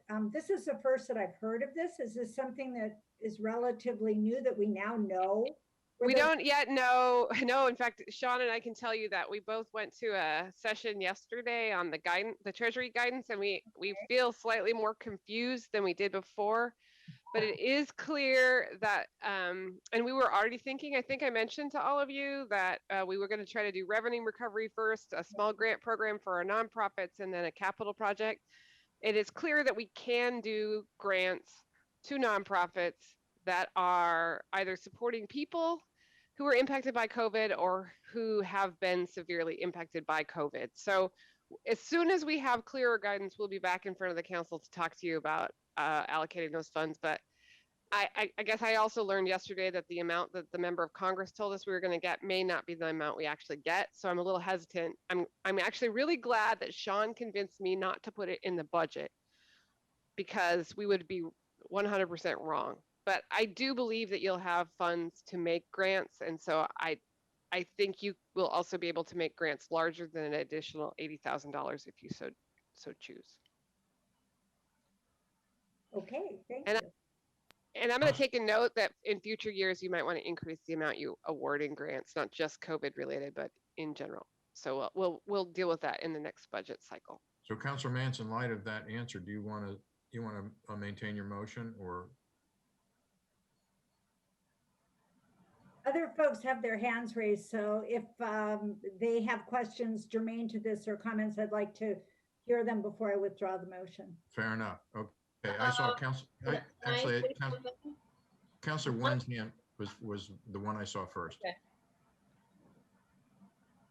Well, I just had, on this particular topic here, I was wanting us to maybe talk about how do we go about awarding these grant funds. I know that there's always more requests than what we can actually fulfill, but I'd like to kind of see how, because I look at some of the people, some of the different organizations that are on here. Some got all of it, some got half of it, and some got nothing. And I know that a lot of times putting these grant applications together requires a great amount of time and research and effort to do it. I would like to see at least something, again, something awarded. Certainly look at some of the causes that were awarded $0. I think when they're related to homelessness and temporary housing and providing food, those are all things that are very important. I think that we as a community should be able to, if not provide for the full amount, at least something. I think that just knowing, having worked with nonprofits before, it's where they get their funding, and when they go the effort of putting in an application, unless it completely misses the mark altogether. I'd like to have us on future requests and future reviews of the proposals. I'd like to see how we decide that, and then also be able to maybe nominate the committee that does review those, because I wasn't aware that they were being reviewed. Councilor Wen, I'd be happy to meet offline with you to share. There are other people in this group that were party to that, and I'd be happy to share. There are, as you know, there are grant criteria, and in one case, all of the causes sound worthy. All of them do, and so it's not a question of whether they make judgments as to whether there's a worthy cause or not. That's not, we're not qualified to make a judgment like that. But we are qualified to make a judgment in our opinions as whether something meets the criteria that have been set, not by us, but by people who crafted the criteria in the beginning. But I'd be happy to spend some time with you offline, or I can give you some details here. Just some general comments here. I would say that certainly we also know that among nonprofits, not all are equal, right? And so some have more access to professional grant writers than others. And so I just want to be careful that we're not awarding grants to those organizations that may have the most well put together and absolutely most shining example of a grant proposal. So again, I just not to pick this thing apart, but I'd like to see maybe when we look at these grant applications, is there a way we can look at through more of an equitable lens, where maybe kind of can take in consideration if it's an organization that has somebody that there are people that's their job in the organization, that their job is to write grants and receive funds that way. Then there are other organizations that are all volunteer, so they may not have the resources and the access to the tools to be able to present a proposal that meets all the credentials. And so again, just want to take a deep look at that in future applications and see how we can make that more easily accessible for other organizations that are doing good for the community, but may not be as well resourced as others. No, I understand the question. Thank you. Vice Chair Carson, I see your hand next. Yes, so I would like to say Vice Chair Calabria and I were all on the grants team itself, and the grant application process to me did not look very difficult. So to answer your question, a lot of the recipients did not use, or couldn't have afforded, a grant writer to do it. It was a very simple process. And I do not think a majority of these grant recipients would be eligible for COVID relief. So that's my concern there. The criteria for giving that money from that COVID relief might not be applicable in this particular avenue. So my suggestion— Jennifer, can you bring that list up? Actually, I think a lot of them will be. For example, anybody who's doing anything related to tourism and hospitality will be eligible. And I know like Lakewood Center was on. I'm concerned about people like the Clackamas Women Shelter, Food for Hunger. I don't know these organizations are eligible. And some of the people that we denied grants to were like the veteran tools, and all these things that I don't think is eligible. So that's why I support Councilor Mann's motion is we need to budget for this. As a community, we need to take care of those who are suffering in our community, COVID or not. Chair Calabria, given that, I think I'll let the motion stand, and if we could just get a vote on it, we'll know where we're going with this. Okay. It'll probably be the easiest way to go about it. Okay, I see a hand raised. Councilor Raff, do you want to proceed with a vote, or do you want to make I just had one more comment. So Martha suggested we couldn't take it out of general because it's already at the Yeah, I minimum. can't take it out of council either because it's not high enough. I was gonna say there's Yeah. there's I'll no probably take it out of city manager's office contingency. city manager. I can't really take it from any department. Yeah. So that concerns me a little bit. And I don't, which line is your, oh, here it is.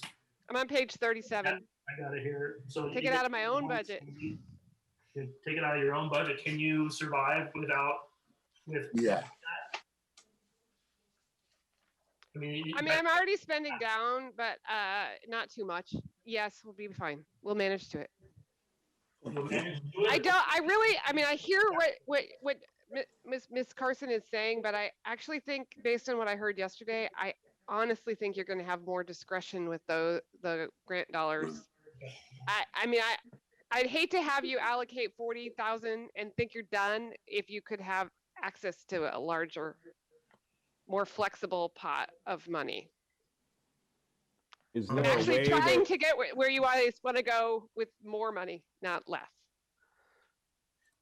Vice Chair Carson, you're still, is your hand intentionally raised? I want to make sure I don't overlook you. You're in the primary location there now. Okay, Councilor Wendland now is moved into that position.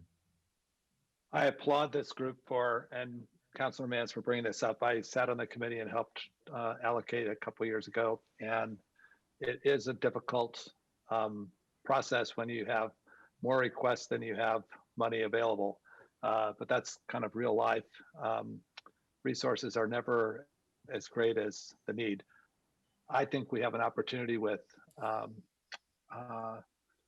outside sources that will be coming into us that City Manager Bennett alluded to. And I would, while I think we're all good-hearted and we want this to happen, I think it's going to happen. And I would say that if we find out that it's not, then I would propose that in one of our quarterly meetings or the next meetings that we take care of it, we allocate it at that point. But I would hate to put the money out. And then the other part that I'm concerned about is that there's people that know about this grant writing proposal money, and there's a number that there's a lot of people that don't. And so it's kind of, if you get a bigger fund, are you giving more money to fewer people that know the system, or are you really reaching out and getting money to the people that truly need it in our city? And that's just a harder situation. And I think we'll probably be set up pretty well if we get a big federal chunk of money, that we'll have to set up a system to make sure that we allocate it correctly to everyone. So that's just my thought. Okay, thank you. Next, I saw Mr. Havens. I think what I would suggest, if possible, is approving the idea to take it from 45 to 80. So we're looking at, if I'm not mistaken, it's $35,000 here, which is not a big deal. But also giving council the freedom that if these federal monies do come through and the criteria is set over the next few months, that we can either use it or not use it, depending, because we won't be meeting as a budget committee, but this way council can just go, oh, well, we just received 100,000 we can use for similar type stuff. We'll just use that instead of adding the 35 on. You see what I mean? It's kind of like it gives council the freedom to make an action later when we have better information. Okay, thank you.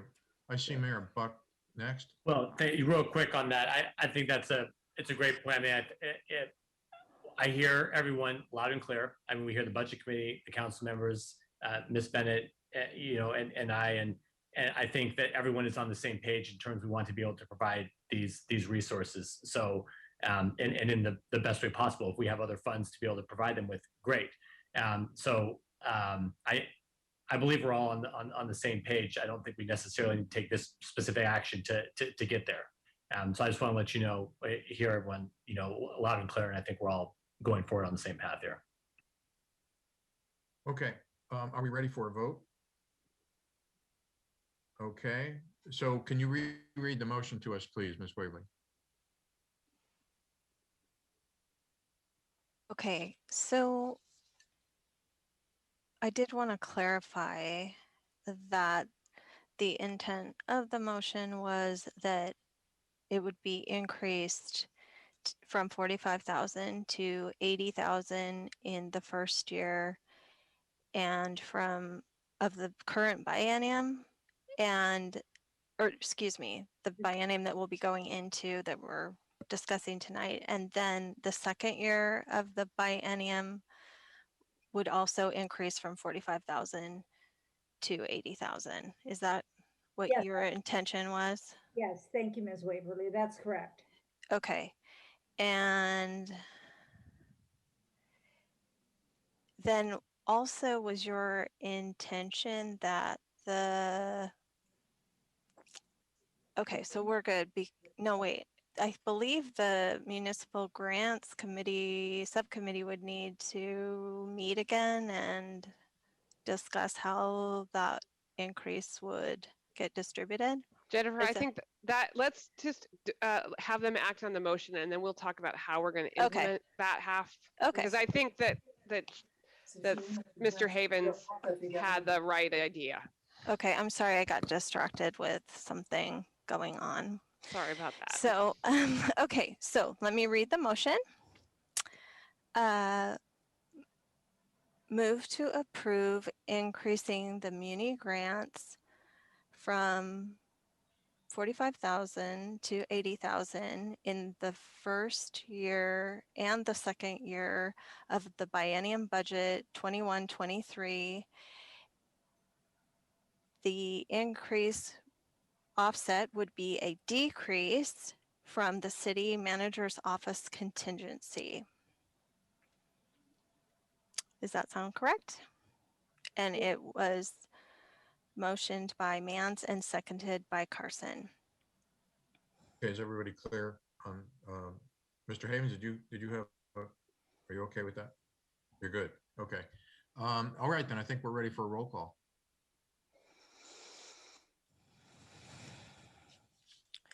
Budget committee members, Chair Calabria, Yes? Vice Chair Carson, Yes. Corrigan, Yes. Cruz, No, I would like to wait for the COVID money. Dodds, Muted. You're muted. Mr. Dodge, there we go. I guess I would be with Commissioner Cruz. No. Havens, Yes. Newt, Yes. Buck, No. Wenland, No. Wynn, Yes. Burdick, No. Mboop,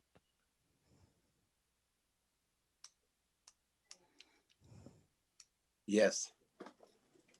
Mans, Yes. Raff, No.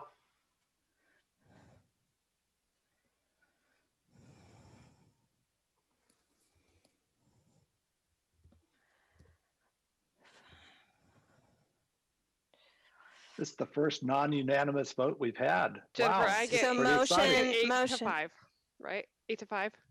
8 I mean, to 6. 8-6. You're Yeah. right. So motion passes 8-6. Okay, thank you. Just a time check. I'm showing 8:09, and I don't think 8:30 is a hard stop, but I think it's a desirable one. But I don't think we should, I'm not suggesting we cut off conversation. I'm just doing this as a time check. So,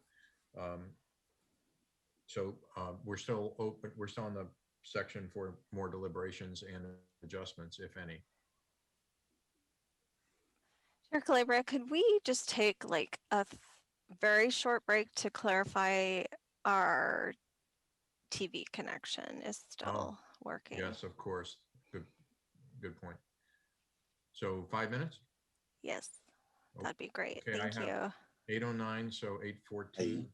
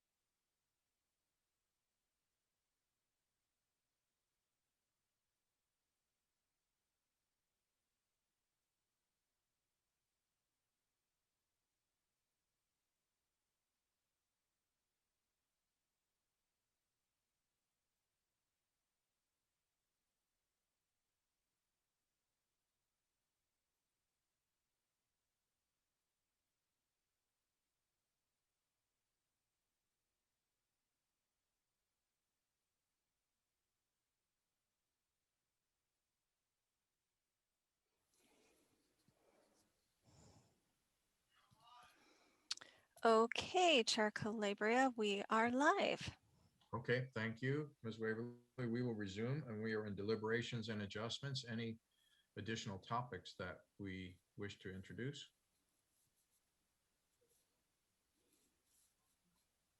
I'm not seeing any hands. I'm going to wait another few seconds here.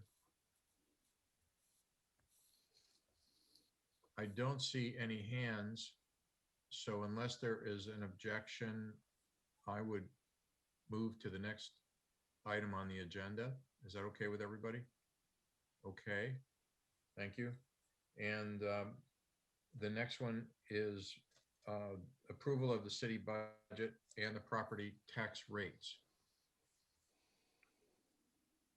So we would need a motion, I think, to. So moved. Second. Councilor Wendland, and I didn't see the second. I didn't notice who that was. Give it to Councilor Raff. Okay. The rookie. Okay, here it is. Thank you very much for bringing that up. I just want to give you a few seconds to read it because it's very specific and it's worded, crafted by, I'm sure, Director Cross, and it's very precise. The forever muted Director Cross. So, Budget Committee I will member. read the motion. Thank you. Would you like me Thank to read the you. motion? Yes, please. Thank you. I move to approve the proposed budget for the 21-23 biennium of $408,335,653 as proposed and amended, with the property tax rates as shown in the budget for $4.9703 inside the LO district and $4.5884 outside the LO district per $1,000 of assessed value. Also, approve the amount of $1,912,766 for the fiscal year for 21-22 and $1,656,383 for fiscal year 22-23 for the general obligation bond levels. And so are we remaking that motion and need to require another second? Okay. Do we have a second for? Okay, I see Mr. Corrigan with his thumb up. I also saw Councilor Rapp just after that, but Mr. Corrigan is seconding. Any discussion? I don't see any hands raised. I'll just give it a second. I don't see any further discussion. So without further discussion, I think we should probably do this one with a roll call, even though it's likely to be unanimous, I would suggest. We can do roll call, and I did want to confirm that Budget Committee member Corrigan seconded the motion. Correct. Okay, thank you. So we can do roll call. Budget Committee members, Chair Calabria. Yes. Vice Chair Carson. Yes. Corrigan. Yes. Cruz. Yes. Dodds. Yes. Havens. Yes. Newt. Yes. Buck. Yes. Wendland. Yes. Wynn. Yes. Burdick. Yes. Mboop. Mboop.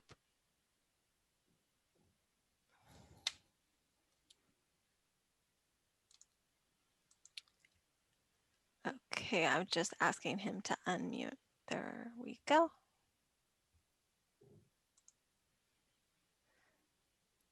Budget Committee member Mboop, can you hear us? Maybe having an audio problem. Okay, he might be having trouble.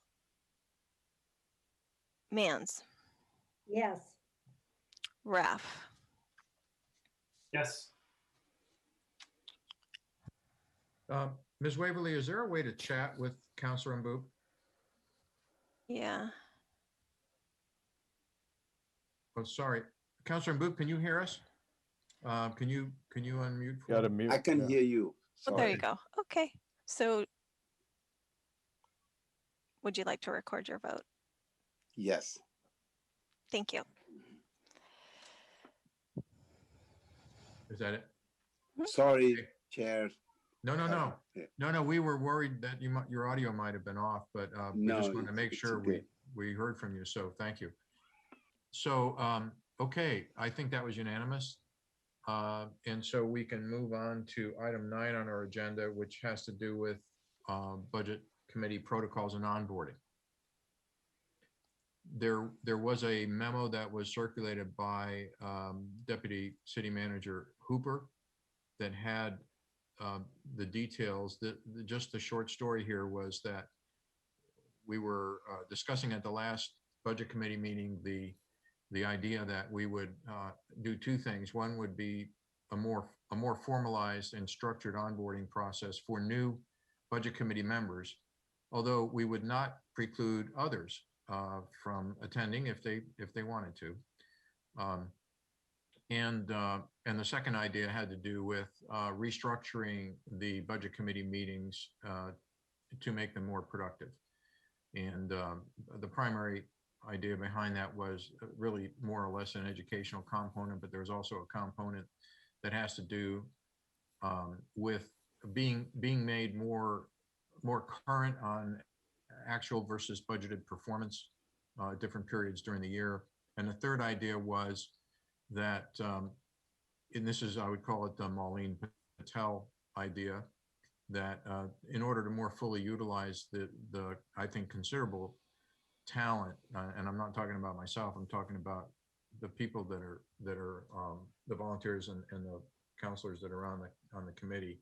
There may be special issues from time to time that one of the counselors or Mayor Buck or someone else might want a second or third set of eyes, and so these would probably be limited to a very small number, 1 or 2 a year.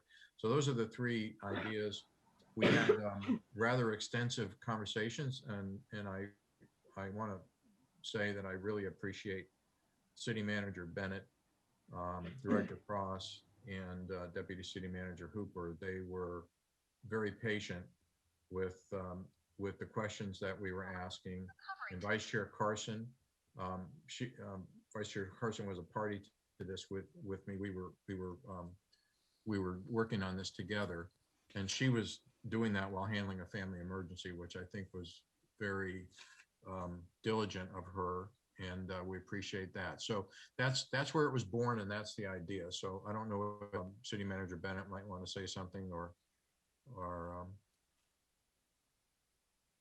No, I think we're interested in having productive conversations. I know that it's really important for us, for members of the budget committee, to offer their perspective on city services, really as residents of the community. And so if this will help you be more productive when we're in the throes of the budget process, I think we've reached a sort of a level where it seems like the right level of effort. Bravo. Thank you, City Manager Bennett. Appreciate that. So I think if there's more discussion, or we can make a motion and then have the discussion. So we'd entertain a motion to accept the meeting protocols.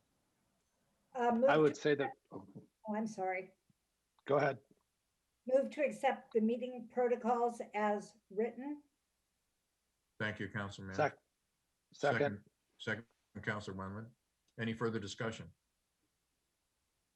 I don't see any hands raised.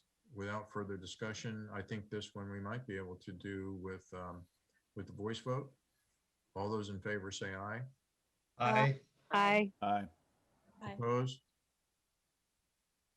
I don't see any opposition, so that passes unanimously. Thank you. Appreciate the support. The next item, which is the last item on our agenda, is well, actually, we had the onboarding first, and now we have the meeting. So I guess we need a second motion. That was technically for the onboarding, but the next item was for the meetings. And so it's basically what I explained earlier. If I don't know if I misrepresented, I didn't mean to jump from one topic to another, but so I guess we could entertain a second motion for that second item, the item number 10 on the agenda. I move that we accept the proposal as proposed. Thank Second. you. Thank you, Mr. Corrigan. Councilor Mann, second. Any discussion? I don't see any hands raised. I think we can do a voice vote. All those in favor, please say aye or raise your hand so I can see it. Aye. See, see all hands raised. Any nays? Thank you for that. That passes unanimously. We appreciate that support. So that's the last item on the agenda. So I just want to invite any comment or any input, Mayor Buck or City Manager Bennett, Vice Chair Carson. I see Aaron, Councilor Raff's hand. Chair Al, and I just want to say thank you for, as a previous budget committee member, I appreciate what you're doing, moving the budget committee forward and figuring out ways to bring more value to the city as, you know, the citizen representatives of, you know, stewards of the budget. So great job, way to be innovative and move forward. Really appreciate it. So good job. Thank you very kindly. Second. Thank you. Okay. And the chair has to buy drinks now at Duke's in 15 minutes. So just no, just kidding. Well, Yeah, absolutely. I always did that. You didn't know that part? Yeah, Yeah. Scott did that. All right, Oh my look. gosh, Al, right. did I And forget to tell unfortunately, you that?